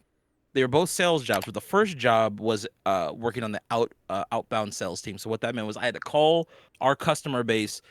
I would get like they would load a list of information, like the account number, the person's name who you're supposed to get in contact with, all that. It would pop up on your computer. You have to hurry up and put in the account number and all that. Type it in, pull up their account info, and call them up and be like, "Hey, Mrs. Johnson, this is from Pitney Bowes. How you doing this afternoon? Great. Listen, looking at our records here, showing that your last ink cartridge was sent out about 6 months ago, showing that you're getting a little low based on the uses of the machine. Would you like me to go ahead and send 3 more of those bad boys out for you? Right? I need to pause. I need to pause for a second. Go ahead. If you want me to, I don't know if you were just talking there. Did you just drop your last name? Did I? I think so. Do you want me to take it out? Yeah, probably. Yeah. Okay. Hang on. Okay, we're back. All right. Sorry. My bad. Yeah, you're good. Anyway, this is Klarque Clint of Pitney Bowes. Listen, judging off your ink usage, looks like you're getting a little low on that last cartridge. Would you like me to go ahead and send you out three more of those bad boys? And they would either say yes or no. The first like couple months of me doing that position, it was pretty good, but then like the lists and the contacts that I was getting and loaded into my computer were bad. And so like I wasn't able to keep up with my sales quota, and I was stressing out, bro. Like I was 23. I was 23 at this time. I was stressing out like crazy because I wasn't meeting quota. I was earning minimum wage or a little bit above minimum wage, but I wasn't getting like sales bonuses. And it's like, well, you've got like 2 or 3 months to get your act together before they axe you, moving on to something else. I had an awesome manager. She saw that this position wasn't working out well for me, but she knew that I was good at sales. So what she ended up doing was there was one of the managers in one of the other departments. They worked on the inbound sales team. So this is where the customers would call us and order supplies, and then our job would be to upsell them. This position, so the position that I got had like there was like over 100 people working in that position, right? The one that my manager had suggested me to do, there were only 5 positions for that team, and one of them had just opened up. And so I met with the manager of that team. She was very nice. Shout out Miss Vera. She was awesome. I learned a lot from her. Actually, a lot of the elements that I take when it comes to like me running my business as a content creator, a lot of the stuff that she did, while I was under her watch, I took that and I use it every day as a content creator. There's a lot of really awesome things that I learned from her. She was in many ways a really good mentor. So, but when I got on that new inbound team, I got hired for that position. I had a journal, and because like I had more free time because the calls were coming into me, right? I was having to call people every few seconds. I took a journal and I wrote down what's called a vision, mission, purpose statement. This is what something my mom did when she was writing her business down. So what's your vision? What's your mission? And what's your purpose for being a YouTube content creator? I wrote all this stuff down, and one of the goals I had was, okay, I want to be able to stream Fortnite and average over 100 viewers per stream. Right? Hey, we did it. Yeah, so we got it. So I also, so later on, so COVID hit, right? COVID hit like 6 months after I started that position, right? And so then it was a situation where it's like, okay, now I'm working at home. Now I'm in the house. I was like, okay, I need to really start like, if I want to do this content creation stuff, I gotta put effort into it. So I didn't even have a computer this time. I just had my PlayStation. And what I started doing was doing like a Minecraft live streams. My boy Lunch on Crack. He's the reason why like my whole fried chicken in the chat, all that comes from Lunch. Lunch found me during those like my first ever Minecraft stream I did. I was so out of pocket. I titled that live stream "The Time My Boss Called Me the N-Word." It was a story that I had from my days at the car rental place. But I titled that that was the title of the stream because I didn't have a face cam. I knew that people weren't just gonna click on the stream, so I had to figure out a way to incentivize people to click on it. So I was like, well, what if it was just me playing Minecraft with my friends and I'm just telling stories about things that happened to me? And now he's canceled.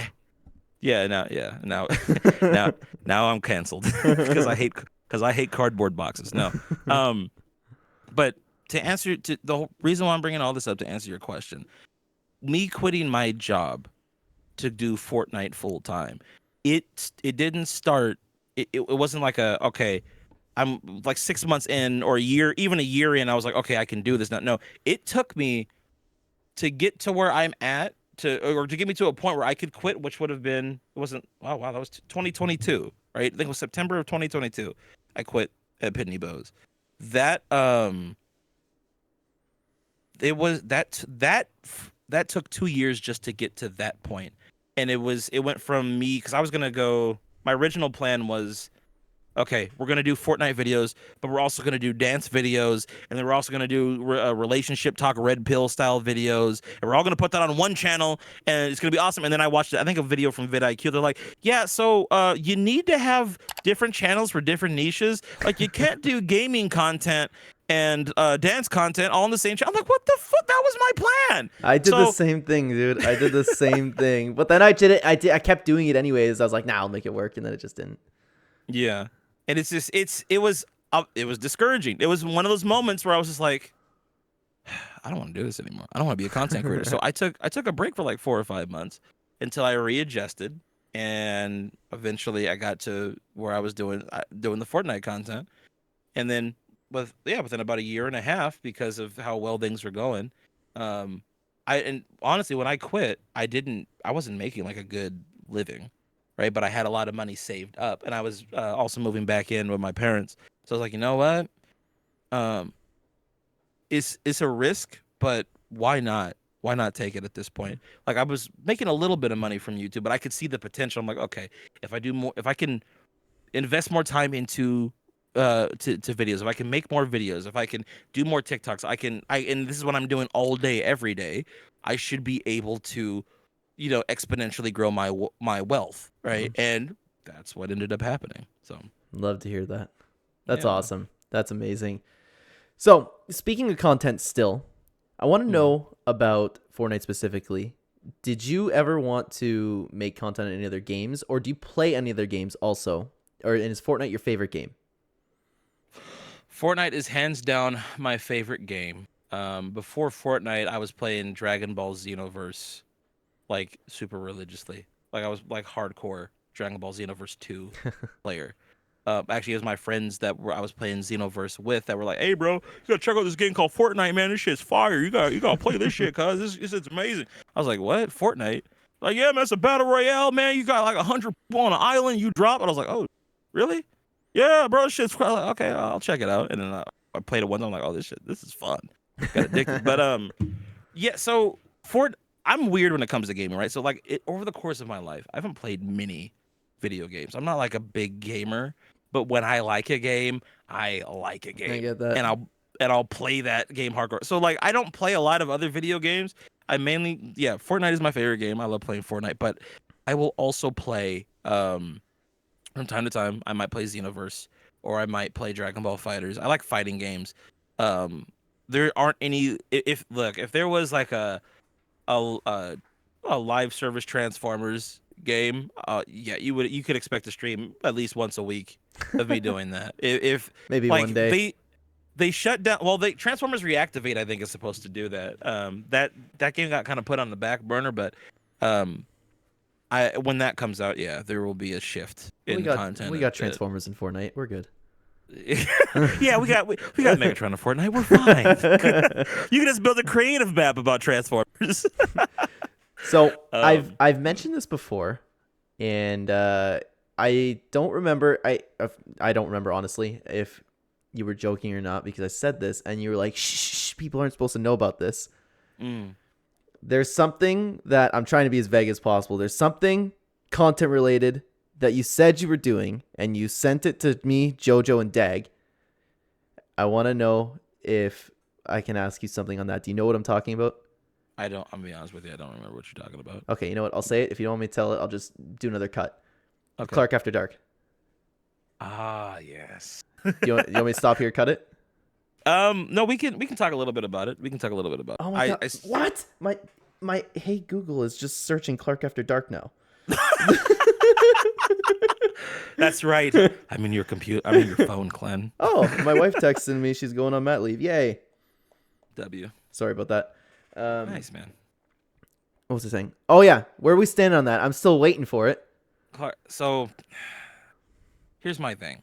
I've been wanting to do the Klarque After Dark YouTube channel for a while. The problem is I don't feel as if I've gotten a strong enough whole grasp on you understanding YouTube yet to make that channel successful. I want to go in on it, but I'm making, not only am I making a living being able to do Fortnite stuff, but I can see my influence and growing in this space, and also like my content is evolving and doing better. I want to see how far I can take this. Now, that doesn't mean that I won't like add videos to a second channel. And if anything, I think I might need to start having the same work ethic that I did when I was working a full-time job and doing content, in that like the full-time job is now becoming my Fortnite channel, and then my part-time job is Klarque After Dark. Yeah, I get that. What I need is I need some really interesting topics, something I really feel passionate about to talk about, to pop up for me to get inspired to do it. Like there's been some cool stuff, right? Like I know that the Andrew Tate thing is going on right now. I know that the Vosh got into some controversy a month ago. Was it you that told me about that? Yeah. Vosh thing? Oh my god. Yeah, the wild. horse thing. Yeah. Oh. Yeah. Vosh is a wild boy, a wild stallion, if you will. Anyway, I want the last thing that really, I'm trying to think of the last thing on the internet that I was like, man, I really wish I had the Klarque After Dark channel up. Maybe the Pokemon cookie thing was kind of interesting. You know what? Actually, the one thing I did consider doing, making a video for, which I didn't, was Hassan talking about how difficult it was to be a streamer or a content creator, comparing that to a 9 to 5. I did think about making a video on that, but I couldn't get around to it. Yeah, I'm just too busy. But oh yeah, yes, if you're so laser focused in this. Yeah, but to answer your question, yeah, I will be doing Klarque After Dark. Should get a video sometime this year, and I'll share the channel with everybody eventually. But yeah, it's coming. Perfect. Yeah. So for any context on that, Klarque just dropped I don't remember if it was a channel picture or just the title, or the channel's made or something, right? But you didn't post on it. He dropped that, and I was like, yes, and we never saw anything for months. Yes, the channel is made, but I have not done anything with it. I see. Yeah, I would love to talk about, like, I'm really careful with like the people that I talk about. Like, for example, you just talk about Andrew Tate. I call him Voldemort because I'm convinced that YouTube will pick up on his name. Oh yeah, my bad. No, you're good. You're good. Honestly, I feel like it's getting safer. But I don't want to, like, anytime you start criticizing someone like Hassan, that's trouble too. Pokemon can attack you herself, but that one we can't help but do, I guess. Goddamn cookies. So I would love to talk about everything that's like trending like that, but I'm so careful with like what I pick. There's I honestly feel that if I started doing content around it, because that's originally what I was going to be doing anyway. I just have to figure here's my other problem. I have to figure out like how I want to do it, because I don't want to just be like a news channel, right? I don't want to report on that stuff how I do with like Fortnite updates, right? Like it's like Fortnite just dropped a new update today, or Pokemon just dropped a box of 27 cookies that only has 3 cookies in it. Like I don't want to do that. It has to be like, okay, kind of like how you and I have this conversation here. Like, here's a story about something that happened in my life, and it pertains to this Pokemon cookie situation. This shit is wild. I can't believe. Or here's Hassan, right? Hassan's talking about how tough it is being a streamer. Let me give you my experience as a streamer and some things that I've learned, right? Let me see if I can bridge the gap here. Yeah. It has to be personal. It has to be engaging, and I just don't know how I want to present. Because the goal of that channel is, if I'm being transparent, the goal of that channel is to be able to collaborate with people, like an Andrew Tate or like a Gideon or like a, like the upper echelon of YouTube, is to get into that niche. So I have to so if I'm going to do that, I have to figure out how exactly do I want to brand it to where I would be where people would want to collaborate with me. Are you talking about getting to just like the hello? Are you talking about just the red pill guys, or like everybody on each side? Well, that's the thing. The line has been kind of blurred, right? So, like, yeah, the red pill guys, like, it'd be cool to be an episode of Fresh and Fit and debate those guys, right? It would be cool, but also like I like Abba and Preach. I like watching Destiny.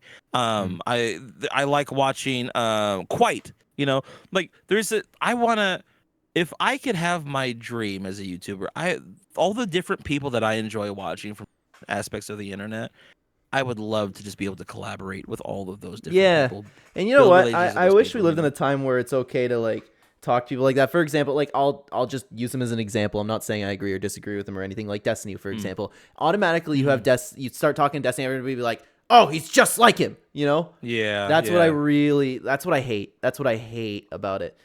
And that's why I'm careful with some things that I talk about, right? I need a second. I'm very sorry. You're chilling, bro. Take your time. All right, we're back. All right, cool. So, question for you, right? And I know I've asked you this on stream multiple times, which, by the way, if you're watching this recording, Clen and I typically stream with each other every Tuesday with JoJo Zaya and Dagwami, funniest squad on the internet. That is We're playing correct. Fortnite. You're welcome. Okay, watch it. You will not be disappointed. Um, here's the question I have for you. You're about to be a dad. Mhm. How do you think your life is going to change now that you've got a life that you're bringing into this world? Do you think you are going to change a lot? How do you think things are going to be? I mean, they say you change. I'm interested in the. I keep talking to my wife about it because she's already feeling this. I'm particularly interested in that. Baby's here. You love it with all your heart right away because I obviously don't know what that feels like. I can't conceptualize that. Just loving something instantly. It took time for me to love the dog. Like, Right. But apparently, I'm interested in that. But I don't know. Like, I guess just regular parenting things. Like, I'll just spend time with the kid. I don't think my life's actually gonna change all that much. I really don't. Look, You know what? I'm really really thankful. Like, my job is really really early in the day, so I have my whole life outside of work, which I'm Right. so thankful for. So I don't think like I will definitely spend time with the kids. Like, I spend time with my wife every day. My parents are like 2 seconds away from me, so I drive over there. Like, I don't think anything's really gonna change. Honestly, Right. I'll just have a kid with me. Right. Well, let's have this conversation in a year. I want to see how you feel in about a year. I will I want definitely to be see. here Tuesday streams. I can tell you that. I can tell you that. That's good. I hope so. And look, if it ever got to a point where you couldn't be because you got too much going on, hey, Oh, I appreciate that. I'm not mad at you, bro. Listen, I said this to another friend recently, but man, I would where you're at, man. I don't want. Listen, don't take it lightly. A lot of people would kill to be in your position right now. All the content shit, all the like making money, that's great and all that, but bro, family. I'll be honest with you, that's one of my biggest goals in life is to have a family. That's Same here. one thing. That's one thing I respect you for. In Oh, some ways, thank you. I envy you a little bit for. That's Oh, awesome. dude, You got I always talk about this. I lucked out big time. My first, like, I've had things going on with other girls in my life, but my first serious relationship worked out. Mhm. And it's so hard nowadays to find a solid girl. It's Mhm. so hard. And I'm like, over here, I'm like, I've got the best one. I lucked out so nicely. My sister's so jealous of me. She's always talking about, she's like, well, right now she has a really, really good boyfriend, but like my entire relationship, she's like, well, not everybody can find their true love at first try. Like, That is huge. You know, that's that topic in general. That was one of the things that I've spent a lot of my life studying that stuff, love, relationships, dating, not just even from the Christian perspective, right? But just like I think that's why I got so attracted to the red pill, because like there's a lot of things my grandfather taught me that were very impactful when it came to that kind of stuff. But like after he passed and I was looking to have those conversations, the red pill kind of contextualized a lot of the information he gave me, but gave a modern spin to it. It allowed me to look through things through the lens of like, oh, this, because now we've got social media and dating apps and all this stuff. This is kind of why you might be running into certain issues that you're running into that your grandfather couldn't explain. He couldn't, because he's like 2 or 3 generations removed from your experiences, right? There's a lot of the core fundamental principles are still there, but there's nuance, certain things that are nuanced that he couldn't understand. And he passed away before dating apps were a big deal, right? So there's a lot of stuff I had to learn on the fly, just being a young man without a father figure now, to kind of go back to and bounce ideas off of like I did when I was younger. So, but That's I awesome don't know. though. Yeah, it sucks that it's so hard nowadays. Like I'm like, dude, I'm so thankful that worked out for me. I'm so thankful for that. I'm thankful that it worked out for you too. Like Oh, thank that's you. awesome. Like one of the like you see these stats on like male loneliness is on the rise. There are more single people in the West than there ever have, or in the United States than there ever have been. Um, Birth rates are at their lowest in recorded history. All that stuff, like all this doom and gloom stuff. But at the same time, you got to understand that like if there's a lot of single men, there's going to be a lot of single women out there too. You know what I mean? Like we need each other. Oh yeah. It'll balance out at some point. But I think the issue, like looking at it from a broader perspective, like the issue really comes down to like um how like a lot of people are very selfish, and to commit yourself to somebody and to start a family, it requires you to be selfless. Hmm. And I've seen the opposite end of the spectrum where when you're not selfless and you have a family, what that produces, Oh yeah. and that's not very balanced. So you Yep. have to be very careful. But I read an article recently from Warren Buffett. Somebody interviewed Warren Buffett because Warren Buffett's been married twice, Mm. and Warren Buffett's first wife, I believe, she died in 2004.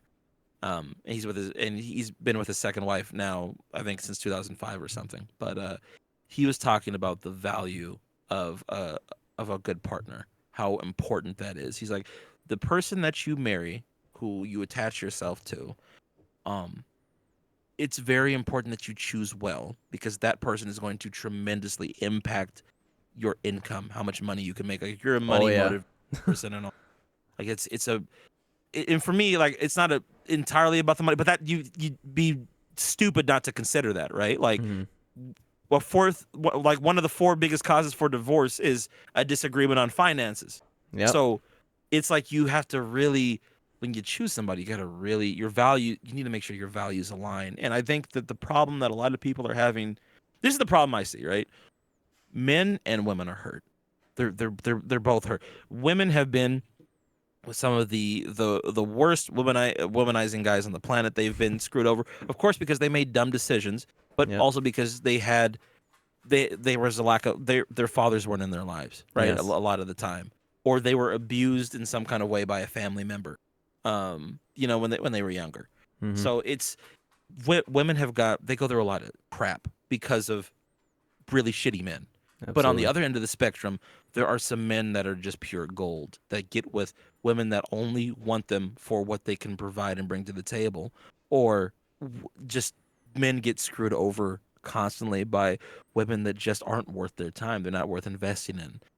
They don't Women that don't really stand for anything. Women that don't value qualities. Women that don't value qualities or have built up qualities that men, generally speaking, want in a woman. When it comes to having a family, those things are just completely thrown out the window. And then on top of that, add in the selfishness aspect of the modern day culture, where you've got people that are more interested in becoming the next social media influencer than they Hmm. are actually having a family, having a child, rearing up children, taking care of children. You have chicks that are more interested, or even guys that are more interested in going out, getting drunk on the weekend, partying, than they are staying at home and reading their child Dr. Seuss. Yeah. Like both things can be fun, but the value, especially when the child's really young, that's why I'm excited for you. Like something my mom always says anytime my mom loves, but anytime she sees somebody with a baby, right? She says, cherish these moments because they don't last very long. People keep telling me that. Hmm. Yeah. And look, I don't need to preach to you about that, but I think, like I told you before on stream, we were playing with JoJo. I think when you hold that baby for the first time, I think a few things are gonna Yeah, I know. That's what I'm click for interested you. in seeing because I can't like imagine. Does that make sense? Like I Yeah, don't get it until the baby's here. yeah, It's funny as I was talking to my yeah. wife about that, and she's like, I already feel that love. She's inside Hmm. me. And I'm like, oh yeah, I guess I never thought of that. She's doing a few weeks. That's Crazy.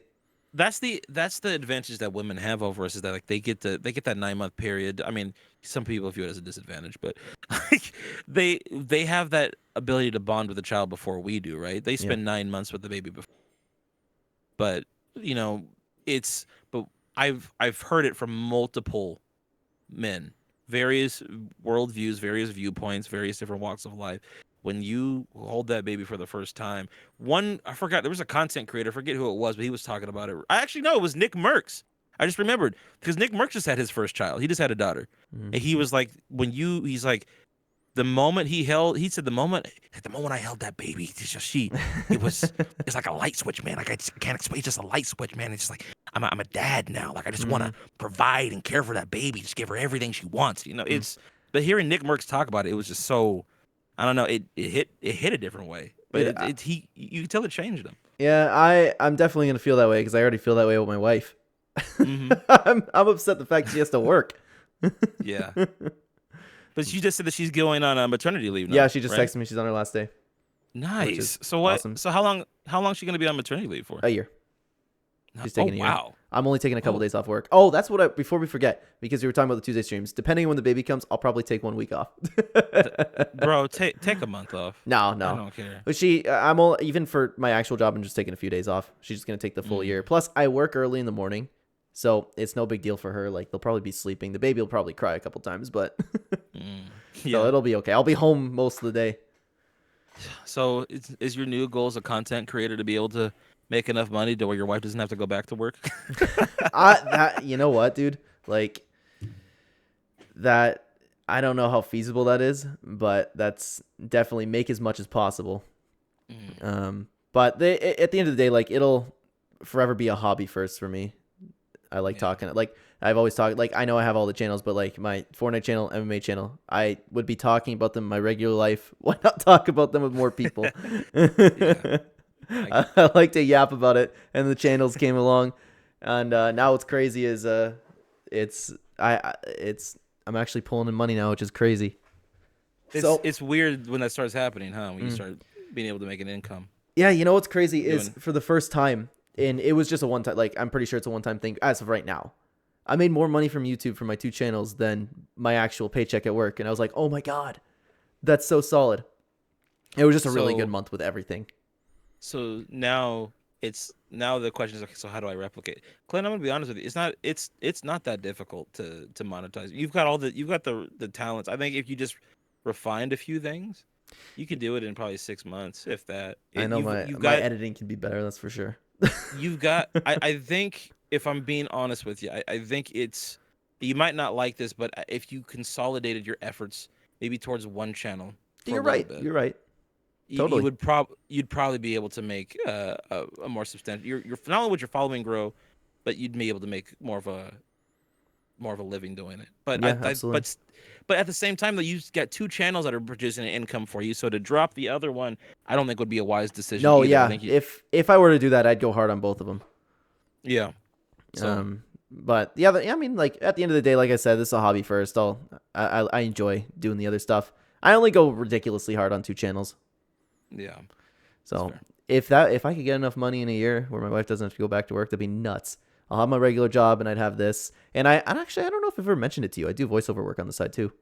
Do you really? Yeah.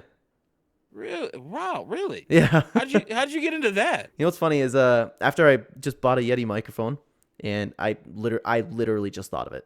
There's nothing else about that. So I got on Fiverr, and then I ended up having a couple connections to people who get a cut of each voiceover, but they do all the work and finding people who need voiceovers. Wow. Okay. Yeah. Maybe I should start doing that. It's awesome. Getting less though with AI, so I'm not gonna be able to do that for long. Damn, AI just out here ruining everything. So I'm making enough money with that while I can. Yeah, that's good. That's good that you. I don't know if AI will ever.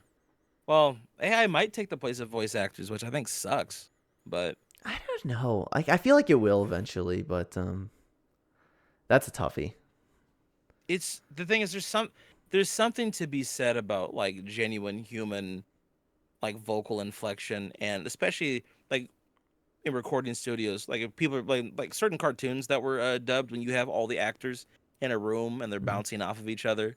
If you've ever done voice acting with another person, it's always way better to do it that way than to record individually. To record an individual person's lines. If you can get the voice actors in the room together, it always makes it more organic. I don't know. I mean, like you. I don't know if AI is going to be able to, like, I keep saying like, okay, you know what, humans could probably do better, but I don't know, AI might be able to do it just as good. Well, the thing is, you're gonna need a human to, uh, you're gonna need human intervention to kind of get the vocal inflection that you want, right? Like AI might be able to produce it, but you have to manipulate it in order to get it exactly what you want. Because like, what if it does? What if it says the line one way, right? I'm not even talking about how AI is now and it all kind of sounds robotic and stilted a little bit. You know, like it's like AI is getting to a point where it does sound really good, but there's just certain like emotions that you want to bring out when you're telling certain kinds of stories, and I don't know if AI can ever get to a point where you can train it to automatically first time or even within 5 takes like get the exact vocal inflection you want, like you could if you're in the booth like, Mr. Sabat, listen, we like the way you did Vegeta, but can you maybe put a bit more pain in your voice, like your dog just got ran over by a car and it was the dog that your grandfather gave you before he died, like something like that, you know? Like I don't know if AI can replicate, will ever be able to replicate that. With the way it's expanding, I feel like we will get to that point. That's how do you feel about that? Because for me, it's like it's kind of scary AI? in a way. I hate it. Yeah, it's terrible. Like, what was that one program that it's I don't even know if it's released to the public yet. I always forget the name of it, but it's the one where like it's the AI images. They look so real now. Oh my god, yeah, I've seen so many of those. Yeah, but like this one, like it's from, I think it's from the same people that made Chat GPT. But like it's now like there was like I remember there's the one dude sitting in the clouds reading a book. There's another chick in like Japan or China. She was walking down the street, and it looks like someone actually Yeah, like recorded that. It's I couldn't tell. you can't I was tell like, anymore. It's crazy. it's You know what's funny is German. I don't want to go into specifics because you never know who's going to be watching this, but actually someone that I know is a teacher and ran into problems with deep fakes with their students already. And this is just the beginning stages of it. Yeah. The girl almost got fired. I don't even know how that's going to even be possible to regulate as it advances further and further. I don't know. The other thing too is I'm wondering like, okay, people are talking like even 2 to 5 years from now how crazy it's gonna be, but like the next decade, right, with AI, is it like, is it gonna, or is it gonna get to a point where like we don't even know if we're talking to to real people Literally. anymore? Like there's already signs of that now, but like it's, you know, there was a comic Avengers comic that I was looking at a YouTube video of where it's an alternate timeline where basically the Red Skull has kind of taken over America, but from like behind the scenes, and like Tony Stark's son is working with them and everything. But one of the things that they did at one of the like high points in the story was the main Avengers, like the ones we see in the Marvel Cinematic Universe, like they're kind of underground, but they're the Red Skull, like all the Avengers that we know are like super old. Like they're old people at this point. Like Captain America's like in his 70s, Tony Stark, everybody, like they're all old. But the basically the Red Skull created a program where like there's like the new Avengers, like there's this new Avengers team that's come out, right? And they were talking to the public after the old underground, the secret Avengers, right? They raided some base and they caused a stir, and basically the government put out a news broadcast with the new Avengers on there. And they're saying we're going to get to the bottom of this. We're going to fight for American freedom. We're not going to let this injustice stand. Yada yada. When the secret Avengers went to raid the new Avengers mansion, right? They got into the control room where the broadcast was being sent off, and they found out like the new Avengers aren't even real. They're all like, this is a computer program. They're not even real superheroes. They were literally AI. And it made me think like, oh shit, like I would not be surprised if when the technology is good enough, if like some of the maybe whether it's a newscaster or some celebrity of some kind, some of the people that we end up looking to or idolizing or however you want to, some of these people end up becoming computer simulations. Oh, yeah. And the general public won't know. It'll be like, and if maybe one day it'll be a scandal, but it's possible. I think we're getting to a point where that's entirely possible now, you know? I really do think the feature is going to look a little bit like a combination of Ready Player One and WALL-E. But you know what? I've always been really, really particularly interested in, like, not honestly, for anybody watching this for you, I have zero intentions on doing this, but I'm interested on the impact once you integrate. I wholeheartedly believe this is going to come is AI within like advancing those, like you ever see from the East over like some of those sex robots they make, Oh yeah. how Okay. that's going to affect society. That's going to be nuts. Well, It's going to I be your can tell you, perfect partner. I can. That's not perfect. I No, think that see you know here. what I mean. Like, I know what you mean. I know what you mean. I don't. When I say this, I don't think that you genuinely mean like, oh yeah, this is gonna solve a lot of yeah, problems. no, no, no, no, no, no, No, no. what that's gonna end up doing is causing a lot of is anytime I'll say this, anytime man tries to create some new technology to kind of solve a problem like that with the way that we're natural, like certain things we're naturally designed to do, like have companionship with a real person, Mhm. stuff like that. There's always unintended consequences Yeah. that come as a result of that, right? um it's we talked a little bit about the male loneliness epidemic earlier, but the thing is this: AI girlfriends and AI, because they already have like the sex bots and stuff now, right? Yeah, people are And subscribing to that now. oh no, What? no, I'm not no. So hold on, I'm talking about like the actual physical dolls. Okay, Okay, there's I was there's like the talking about those silicone. programs. There's well, there it's all. Here's the thing: they're trying to integrate them both Yeah. together. Like there's already companies that are working on doing it because like they're looking at, oh, birth rates are low, male loneliness is at an all-time high. Because there's companies that sell these dolls, and then you've got also the AI, Mhm. all these different AI. But there's actually a YouTube channel that reviews AI sex bots and stuff, which is crazy. The guy's hilarious. But Hi. Sorry. when they, you're good. When they combine both of those things together and like can replicate some kind of Terminator like robot that can walk around and have a conversation with you It's gonna be nuts. and do all sorts of weird stuff, it's gonna, yeah, I see a it's lot of scary. people going to that alternative because like, oh, this one's nice to me and she does everything I want and I can be a slob, you know? Being with That's the thing. Being with a computer program, God, that's such a weird thing to say. Having a relationship with a computer program is never going to fulfill your life, because the advantage of being with a real person is you get to learn certain things about yourself because you're forced to grow, Absolutely. because your personality, how your upbringing is in contrast with another person who might have been brought up similar, but there's going to be different things, different ways in which they were brought up. You're going to be trying to meld both of your ideas together to start a new family and a new culture, right? Hmm. As GK Chesterton in essence was talking about, like a new society, right? You're Hmm. creating like a little government with your family, and you technology just can't replace that. It's never I going to don't be have able high to. hopes for it, dude. I don't have high hopes because just look what the corn has done to people already. Yeah. People aren't abandoning that. And they're not going to abandon it anytime soon. And I can see a point where these robots end up performing certain acts better than a real person. That but once again, that's one aspect of a relationship, right? But that's not the But most. that's very easy to get addicted to. It's like a drug. It, I know from personal experience. I know the Also, dark side of that I don't crap. mean to be disrespectful. She'll start barking if I don't do this. You're fine. You're fine. We're having a good conversation, right? But what I'm getting at is that, like, even with whether it's corn, whatever, right? Hmm. There's a point where you start to realize, like, this is empty. It's empty, and people. I know that it's in theological terms and biblical terms. There's a concept called, like, in Christian theology we have a term called the deception of sin, right? Hmm. Like, this thing over here looks, or sorry, cut that part out. Anyways, continue. Sorry.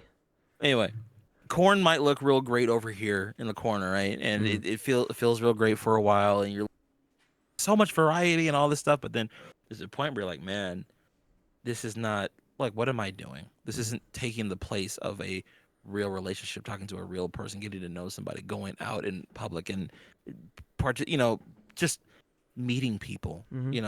It's people are people are lost. The humanity always has been. right? This part from the Christian standpoint, that's why we always make the argument. That's why you need Christ, right? Mhm. Because humanity is always, even with all the technology and all the amazing advancements, and this goes into that deception of sin thing. That's what I was really trying to talk about. Like the sin always looks good, right? Or the vice always looks good. Like, oh, let's go out on the weekend and let's drink, bro. You don't have to become an alcoholic, bro. Just drink a little bit. Just drink with us on the weekends, and then that weekends turn into a weekday, and then the weekdays turn into like a full week, and then on the weekends, and then your life starts spiraling, and now you can't see your kids anymore, and you lost your wife, and you can't get a grip on reality. I've seen it. Oh yeah. People in my family, friends of mine that have struggled with these things.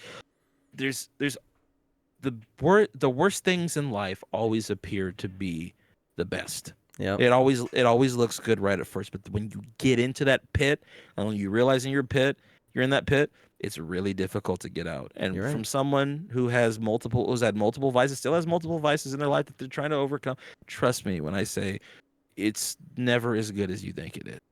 Absolutely. You're right. So I think people just don't know the alternative. How much better life is without like this kind of stuff. it's it's freeing when you're not constantly worried about having to do a particular thing or participate in a particular vice all the time, right? Mhm. It's freeing. Your mind is more free, and you'll find that you'll start dabbling into things that and start getting good at things you wouldn't normally consider that you'd be good at, like making YouTube videos, for example. So, Yeah. You're right. something to think about. I just realized we kind of drifted off from you specifically, which is what this was supposed to be about. But it's been a great conversation.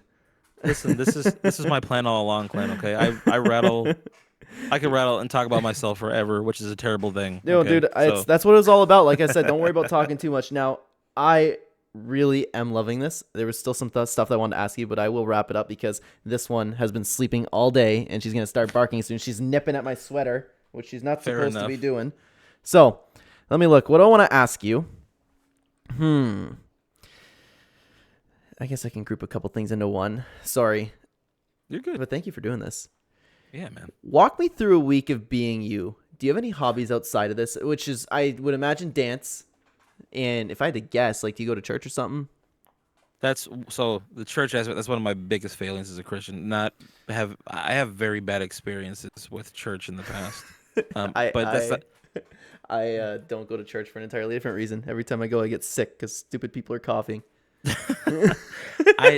It's not an excuse. I'm not saying that people shouldn't. I need to go, and I haven't been. And that's one of my goals for this year. Is to go to. My mom goes to a really good church. They're growing. They're in a weird transitional phase, trying to find a new pastor and everything. But it's there's some good people there. I should go. But no, I don't go to church, even though I should be. Well, what else do you? What's a week of Klarque look like? So every morning, gotta start off with some Bible study. I listen to the proverb of the day from the book of Proverbs. It's 31, so you can listen to one a day for an entire month. On February, you gotta listen to two at the end of the month, but you do that. Read my Bible, and then I get to work. So depending on the day it is, I'll try to write down different ideas I have for YouTube videos. But what I've started to do recently is I kind of try to look on Twitter and get an idea of like what the community is talking about, and that's I giving started me. doing that too, actually. You have to. That's what all the best content creators do, and that's how you get videos that get a lot of views. Yep. Because when you're talking about something that's trending, you're gonna get a video that pops off. So Yeah. Okay. But yeah. One more thing, I need to tell everyone. I am so sorry, dude. I am so sorry. You're fine, bro. All done. I'll be out soon. We're gonna go somewhere soon, okay? You gotta wait. She's finally learning the word wait. And then she thinks she's going somewhere. Okay? You gotta wait, okay? Go lay down. All done, okay? And she also knows this. I'm gonna put you upstairs. And it usually takes a couple times, but look, she sat down. Nice. Okay, I'm very sorry. You're good. But yeah, in terms of like other hobbies and stuff, like I'll be real, the last 2 years, 3 years I've been on my computer all day. It was a problem. Like it was like last year around between February and July, it was like a big problem. Like all I did was this. And so sometimes you got to do though. Look what it came out to be. Yeah, but it's not healthy. You got to take Yeah. care of your body. So it's like Yeah. I had to start getting more active again, going out, go to the gym, get in better, start getting in better shape again, Mm-hmm. lift weights, do that. Right? I had to make that part of my routine. Oh, Then, yeah, I know that feeling. yeah, but then like also watching what I eat, making sure I'm eating foods that aren't gonna make me like honestly, most days I won't eat anything until if I know I have a stream. Try not to eat until after my stream because I don't want to be tired when I stream. So I like get that. I might have my one meal of the day like at 7 p.m. Mm. Which I'm even with that I'm still trying to find the right balance because it's like, well, now I'm eating too late. So but yeah, it's let me answer the other half of the question. Like in terms of hobbies, um honestly, mostly this isn't really a hobby, but like I just watch a lot of YouTube videos. Like if there's a cool show, like I know Invincible Part 2 of Season 2 is dropping. I'll be watching that when that comes out today. Um, but other than that, I've been getting more invested into model trains again, bro. I mean, that's my number one hobby. I love it. My train collection is ridiculous. I've spent a, a good house payment on my train collection. So I yeah, I have I have train tracks going around my desk. On the weekend it's like I save certain things for the weekend, right? Like I'm like, okay, Saturday, Sunday I'm gonna rest. We're turning off the computer. It's gonna turn on the train system. We're gonna start programming trains, running trains. Run trains for like 5 hours. Tuesday I went over to a buddy's house and ran trains at his. He's got a huge layout, ridiculous layout. And ran trains at his house for like 5 hours with another one of our friends. So it's just like I'm trying to get out and be more social. That's like one of my goals this year. Like my social life kind of took a hit the I last see. few years because I was so focused on this. But now, like even this year, I got some trips planned. Like outside of TwitchCon and um, uh, uh what's the other one? There's some like UEFN Fest or whatever the hell it's called. Um, I've got a couple cons that I'm going to. I'm gonna go see the Chris Brown concert in California with my cousin. Um, just I got a lot of stuff planned. So just wanna go out. I want to dance a little bit more. Kind of get back to that. I might go to dance practice tonight. If I don't go tonight, I'll go in the next couple of weeks. I want to shoot some dance videos with my friends. That's some other content that I'll be putting out too. I've always wanted to incorporate my dancing into Fortnite. One of my goals is like get an emote. I want to get an emote for Fortnite That'd be at fun. some point in time. So, But they've been but stopping yeah, on the icon skins. Where have they been for the I, streamers? dude, I don't know, We man. got Lady Like, Gaga. bro, give typical gamer his icon skin. Give Nick A30 Yeah, an I was about. icon I was about skin. to say I'm on Team Nick A. Yeah, He both of needs. those guys deserve them, bro. Drop them. Agreed. Drop their icon skins. Agreed. But All right, there are two more things I wanted to ask you, and actually one wasn't on my list. And you know what's funny is mm, I literally just thought of this because you said the word. I'm particularly interested, and it's okay because this could get into like your relationship with one person. If you don't want to share it, that's totally fine. I want to know how Bro came across your streams. Do you know? How did all that start? bro found so. Bro, listen. And I thought about it when you were just talking and you said Bro. I'm like, oh, I should ask about Bro. I will say this. God has blessed me in so many ways with my channel. I make probably more money than the average content creator my size, and I have to give it up to Bro and Sean. Those two have donated the most. I did my taxes a few months ago. The amount of money they donated, and YouTube takes, I think, 70% of whatever they donate. So what I got to keep Jeez, from that that, I'm like, much? yeah, yes, Wow. yes. Oh my So God. when I saw, and that's not that also I got look. Let me say this. It's not just Bro. Alps donates a lot. Lunch, just who's the guy that goes between your community and my community? Mortal There's Snow. quite a few. Oh, Mortal, yes. Mortal Snow. I mean, bro, I'm blessed with such Hmm. amazing people, but specifically with Bro, like Well, correct me if I'm wrong. He donates the most, right? yes, Okay, that's why I but wanted to ask about him. by far. But I Hmm. want to make it clear. I have a lot of people that donate a Yeah. lot, and it's because I just want to because they're gonna watch this. And if I didn't mention your name, I love you. There's so many of you guys. That's why I do the giveaways and stuff because you guys do so much for me. It's the least I can do is give away some V-Bucks every now and then that you Mm. might not even have a chance to. You might not even win it, but it's fun. We have fun. But when it comes to Bro specifically, he found when I quit my job right before I quit my job, he popped up in my chat. I think it was the month, like 2 weeks before I quit, he popped up in my chat and just donated like $50 because it was weird. I had just gotten monetized on YouTube, I think 2 months before I quit, and then right when I got monetized, bro came in and donated. It was $50. I appreciate that, man. Thank you. And then he came in like I think another stream donated like another $50 or $30. I was like, okay, that's really neat. This guy comes back from time to time. He wasn't very regular, but after I quit my job, got settled back into this house, and it was November when I did the damn Choo Choo Charles stream. Oh, and that game had just came out. Dude came in and just started throwing money, and ever since, and every few months it just got more and more and more. I loved it. It's not just me either, right? Like I remember that stream where we were playing. He donated to you, dude. And he donated to JoJo after donating a stupid amount of money to me. And it was $500 over to me, and dude, I'll never forget that because that happened to be the week. And another thing, if you want to talk about like believing in God and stuff like that, what the hell? Evil Zoom. What's going on? My face cam has hand signals, but I thought that was off, and I don't even know what I did. What did I do? I think you did like force push or something. Back. What the hell? I just went in the regular. This man did an evil laugh. And but anyways, I was saying, if you want to talk about faith, maybe God had us all streaming that day. She needed to get fixed, and that was a hard hit financially. And then that night, you were streaming, bro came in, and then bro helped us all.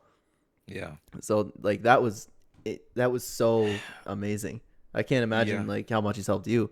And I was like, oh, dude, I can't believe that just happened. Like that was amazing timing. So that made the hit of it was like $1,300 to get the dog fixed, and he just knocked off 500 of that, which was nuts. Yeah, bro. Once again, I know that bro is we've had a small conversation about faith on the stream. I know he's personally atheist, and I want to say this too. Being a Christian isn't about like, oh look at all the awesome things that happened in my life. This might be a sign of God. It's not like that. There's also going to be a lot of bad things that happen to you. Like literally all I was saying was like maybe like that was the day that we were all together. You know, like I know. I'm not saying that in response to you. I have this thing in my brain where it's like if I find an opportunity where I need to clarify something because of what I said, I just try to say it because I a lot of the stream I feel like I don't want to give off the impression that, man, I believe in God because a lot of the right things are happening to me. Because there's going to be somebody that's like, well, what about all the bad things that happen to all these other people over here, right? Yeah. Because there's a lot of that. So anyway, just wanted to clarify that real quick. But point is, bro might not look at it the same way that I do, but he came into my community at the right time. And regardless of what his faith is or the faith of other people are, he has been a blessing to me. He popped up right when he was supposed to, and he's been instrumental. He's been an influence in my community. If I'm being honest, he and Sean were the ones who created the culture of donations. Like what it takes. A lot of content creators don't realize this, and maybe I'm giving away like a secret here, but like when you get to a point where people are donating to you, other people see that and it makes them want to donate. It creates a culture. Yeah, actually, one time, for the first time not so long ago, sorry if I cut you off. No, you're good. For the first time, I had a donation train, like, not too long ago. And it was, I can't remember who started it. I'm sorry, guys, but somebody just donated, like, a couple dollars and said donation train. And then people kept one-upping, like $1, 50 cents, whatever it was. And then that was like, I was like, oh, my God, that's sick. I had that happen right before Chapter 4 Season 4 dropped. I wanted to record a video on stream. And bro was donating some money, and every time I would start the video, he would like cut me off, and it got to a point where like other people started donating, and then they were messaging people like, hey bro, go to this guy's stream and donate him. It's like just $2, just give him a little bit of money and just donate, and he's trying to record a video, we're gonna mess him up. Like it was an hour and a half of nonstop. I said it's a YouTube video on my channel. It was like an hour and a half of nonstop donations. And I remember when I was editing the video, I started tearing up because I'm like, bro, it's overwhelming to me because it's just the support for just a person on the internet that makes Fortnite videos. Like, it's insane. That's a lot of love, and that's a lot of responsibility when you've got a community. So like when when that happened, and even a little bit before that, I was already considering that. But when that happened, I was like, okay, come Christmas time, we're gonna do something big for the community. And that's I think for the Christmas giveaway I did, I think I spent about, I don't know if I should be saying this, but forget it, I'll say it. I think I spent like 3 or 4 grand on gift cards. Dude, I really want to do that. That's to give back. I always tell my community that, like, because I need to think of, and I have this problem for so long, like I need to think of like member perks because I don't have a ton, and you gotta wait. Okay, all done. Sorry. And what I want to do one day is get enough like income from that where I can just slice some off and just give it to people. Well, I saw your video today where you were talking about that. I'll be honest, like with my channel, I don't feel like I'm giving enough value for my memberships personally. Like I know the people, sometimes I'll give, like I saw iTalk comment on your video too. I do something similar. Which to one? What he, the one where you were talking about your what your goals for the channel and everything. Oh, and today? Yeah. I haven't looked at the comments yet. Yeah, iTalk commented on it. Oh, that's cool. Yeah, I love iTalk. He can. Yeah, me too, man. He's awesome. He congratulated you on 10K, and also once again, congratulations on 10K, man. Thank you. I'm proud of you. Hey, I have you to thank for that. I had so many people. No, don't shake your head. The amount of people that funneled over from Klarque's channel. So thank you, everybody, if you're watching this. I got so many comments. Hey, here from Klarque, but then they stuck around, which was sick. So I honestly thank you. I saw so much more success after the first, even the first podcast. Look, man, if here's the thing I realized: I'm so sorry. I don't want to look away from you. You're good, man. Don't worry about it. But look, if the thing I realized is like if you're doing well, right? Let's say you're popping off and JoJo's popping off and Dag's Dag, so Dag's always popping off. But like let's say like everybody's doing their thing, right? And we all fill a role. If we're all doing well, right? If you guys are all doing well, then I'll do well as a result, right? That's why I like collaborating. It's so beneficial, and there's not absolutely at the lower level. There's not enough of it. We need more of it. You're right, 100%.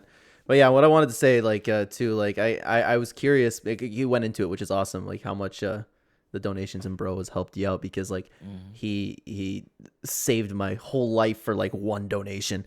I was like. Not that I was like really hurting or anything. Don't get me wrong. It was just like, oh, that's such a nice weight off my shoulders, and that's like, I can't believe people do that. A guy who didn't even know me, he came in and gave me $500. I was like, that's absolutely insane. And everybody who just gives like even a little bit, they have no idea how much it helps. Yeah, it mean as YouTubers, it means a lot to us, you know, to see people that actually want to fund you, being able to make more content for them, you know, and that's the thing, like. I think, Clen, one of the things that you do very well compared to even some of the larger content creators that I've seen, I think you have a really good sense of community. You run a really good community, and that's a lot of. I've had larger content creators say like, bro, I wish when I was your size I had started making, focusing on my community more because I didn't care about it. I didn't see the value in it. I don't get how people can't, to be honest. I don't get it either, but it's because it depends on where your mindset is. Some people are focused on making a bunch of money, and they want a bunch of fame. I just want a bunch of views, man. If I get a bunch of views, and people will come to me, and it'll be great. And I get that, but at the same time, like I can't help but like think like even just like somebody who sends over like $1, I'd be like, wow, somebody like put their hard-earned money or however they got it over to me. That's crazy. Like I can't just like read that and go like. Oh, $2 from, and just like go back to what I'm doing. Thanks, homie. No, you need to appreciate whether it's like I tell people on stream, whether it's 99 cents to $99, bro. Whatever you're donating, thank you, because you don't have to do that. You're blessed. It's a privilege for people to want to give you their hard-earned money just because they love watching you be bad at video games. You know, in my case, so hey. That's awesome. But yeah, the dog is now at my feet. I'm gonna ask you one more thing, and we're gonna get out of here. I'll try to keep it brief. I mean, I don't think I don't want to say I don't mean to cut it short, but I don't even know how long we've been going now. I think it's like 3 hours. We could have gone for so long. So thank you for doing this. I appreciate that. Hey, man. Dude, I had so many more things I was gonna ask you. Yeah, I know. I got to yap and, just ruined the whole flow. My bad. But it's nothing specific. Do you have any closing remarks? Anything you'd like to share? The floor is yours. I want to say, first of all, thank you for um, interviewing me.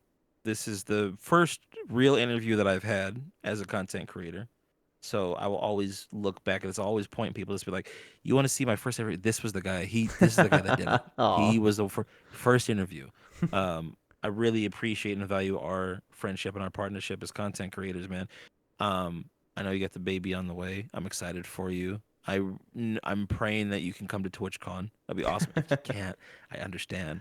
But it'd be really nice to meet you in person. Come hang out. You, me, Dag, and JoJo and TwitchCon would be Hey, you wild. know what? If it's not this Uh, time, then there'll be many more.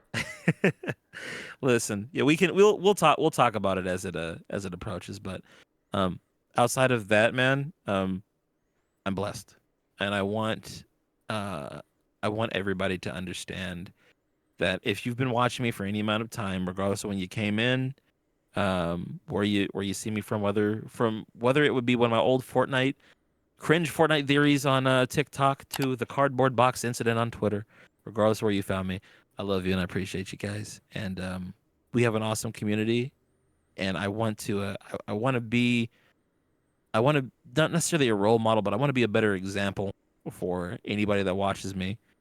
Expect the content to evolve. Expect my opinions on things to change. Expect me to not stay the same and expect things to grow. But I want the whole point of my channel is it's a journey. And the people that I meet, the different people that come and become part of my community, it's you come along the journey with us as I grow as a content creator, hopefully to become one of the top ones in the space. Because I see a lot of opportunity and potential. There's the big guys. They do some really awesome stuff, but I feel like there's so many opportunities they just let go by the wayside. Hmm. And so one of my goals for being there is to take some of these core principles and values that I have as a small content creator, but bring that to the Fortnite space or wherever space on the internet, and kind of change a few things that I see in the landscape of the community as a whole. So we'll see if we get there, but we're growing, and yeah, man. It'll be Thank no you, time at Clen. all. Thank you, and Yeah. thank you for thank you for the kind words. I can say the exact. I feel the exact same way right back at you. I'm glad Oh I man, met you, dude. absolutely, bro. Same here. Well, Same here. anything else? Is that all? I think I've gone on long enough. So All we right. love y'all. Holy. There were so many more things I wanted to ask him, but that took a complete turn. Man, that guy's awesome, dude. That guy's awesome. Like we covered it, man. So I'm not gonna get too deep into it. And this video's been long enough, but he really has been responsible for my growth lately. And so many of you, honestly, that came over from the channel and stuck around. I really appreciate you being here. And I'm glad I met him. He's introduced me to all the other guys like JoJo. JoJo's gonna be on this get to know series next, and Dagwummy. I didn't collab with anybody until him. So I will remember like these early days forever, and Clark has played a big part of it. He's being humble about it. And I know like he obviously done. It's hard to put into words. Like he helped me a lot, and I really appreciate it. I really respect him as a person. Really respect him as a creator. I really like him. Like I think he's an awesome guy, and he's gonna be at the top in no time. So guys, thank you so much for watching. If you have made it this far, let me know what you think down below. Is there anybody else you'd like me to reach out to? Right now, the lineup is JoJo Josiah, Zero BR, and there is one more person that is escaping me at the moment. I'm sorry. I'm sorry to whoever it is. I'm going to call it there. Thank you so much, guys. Take care.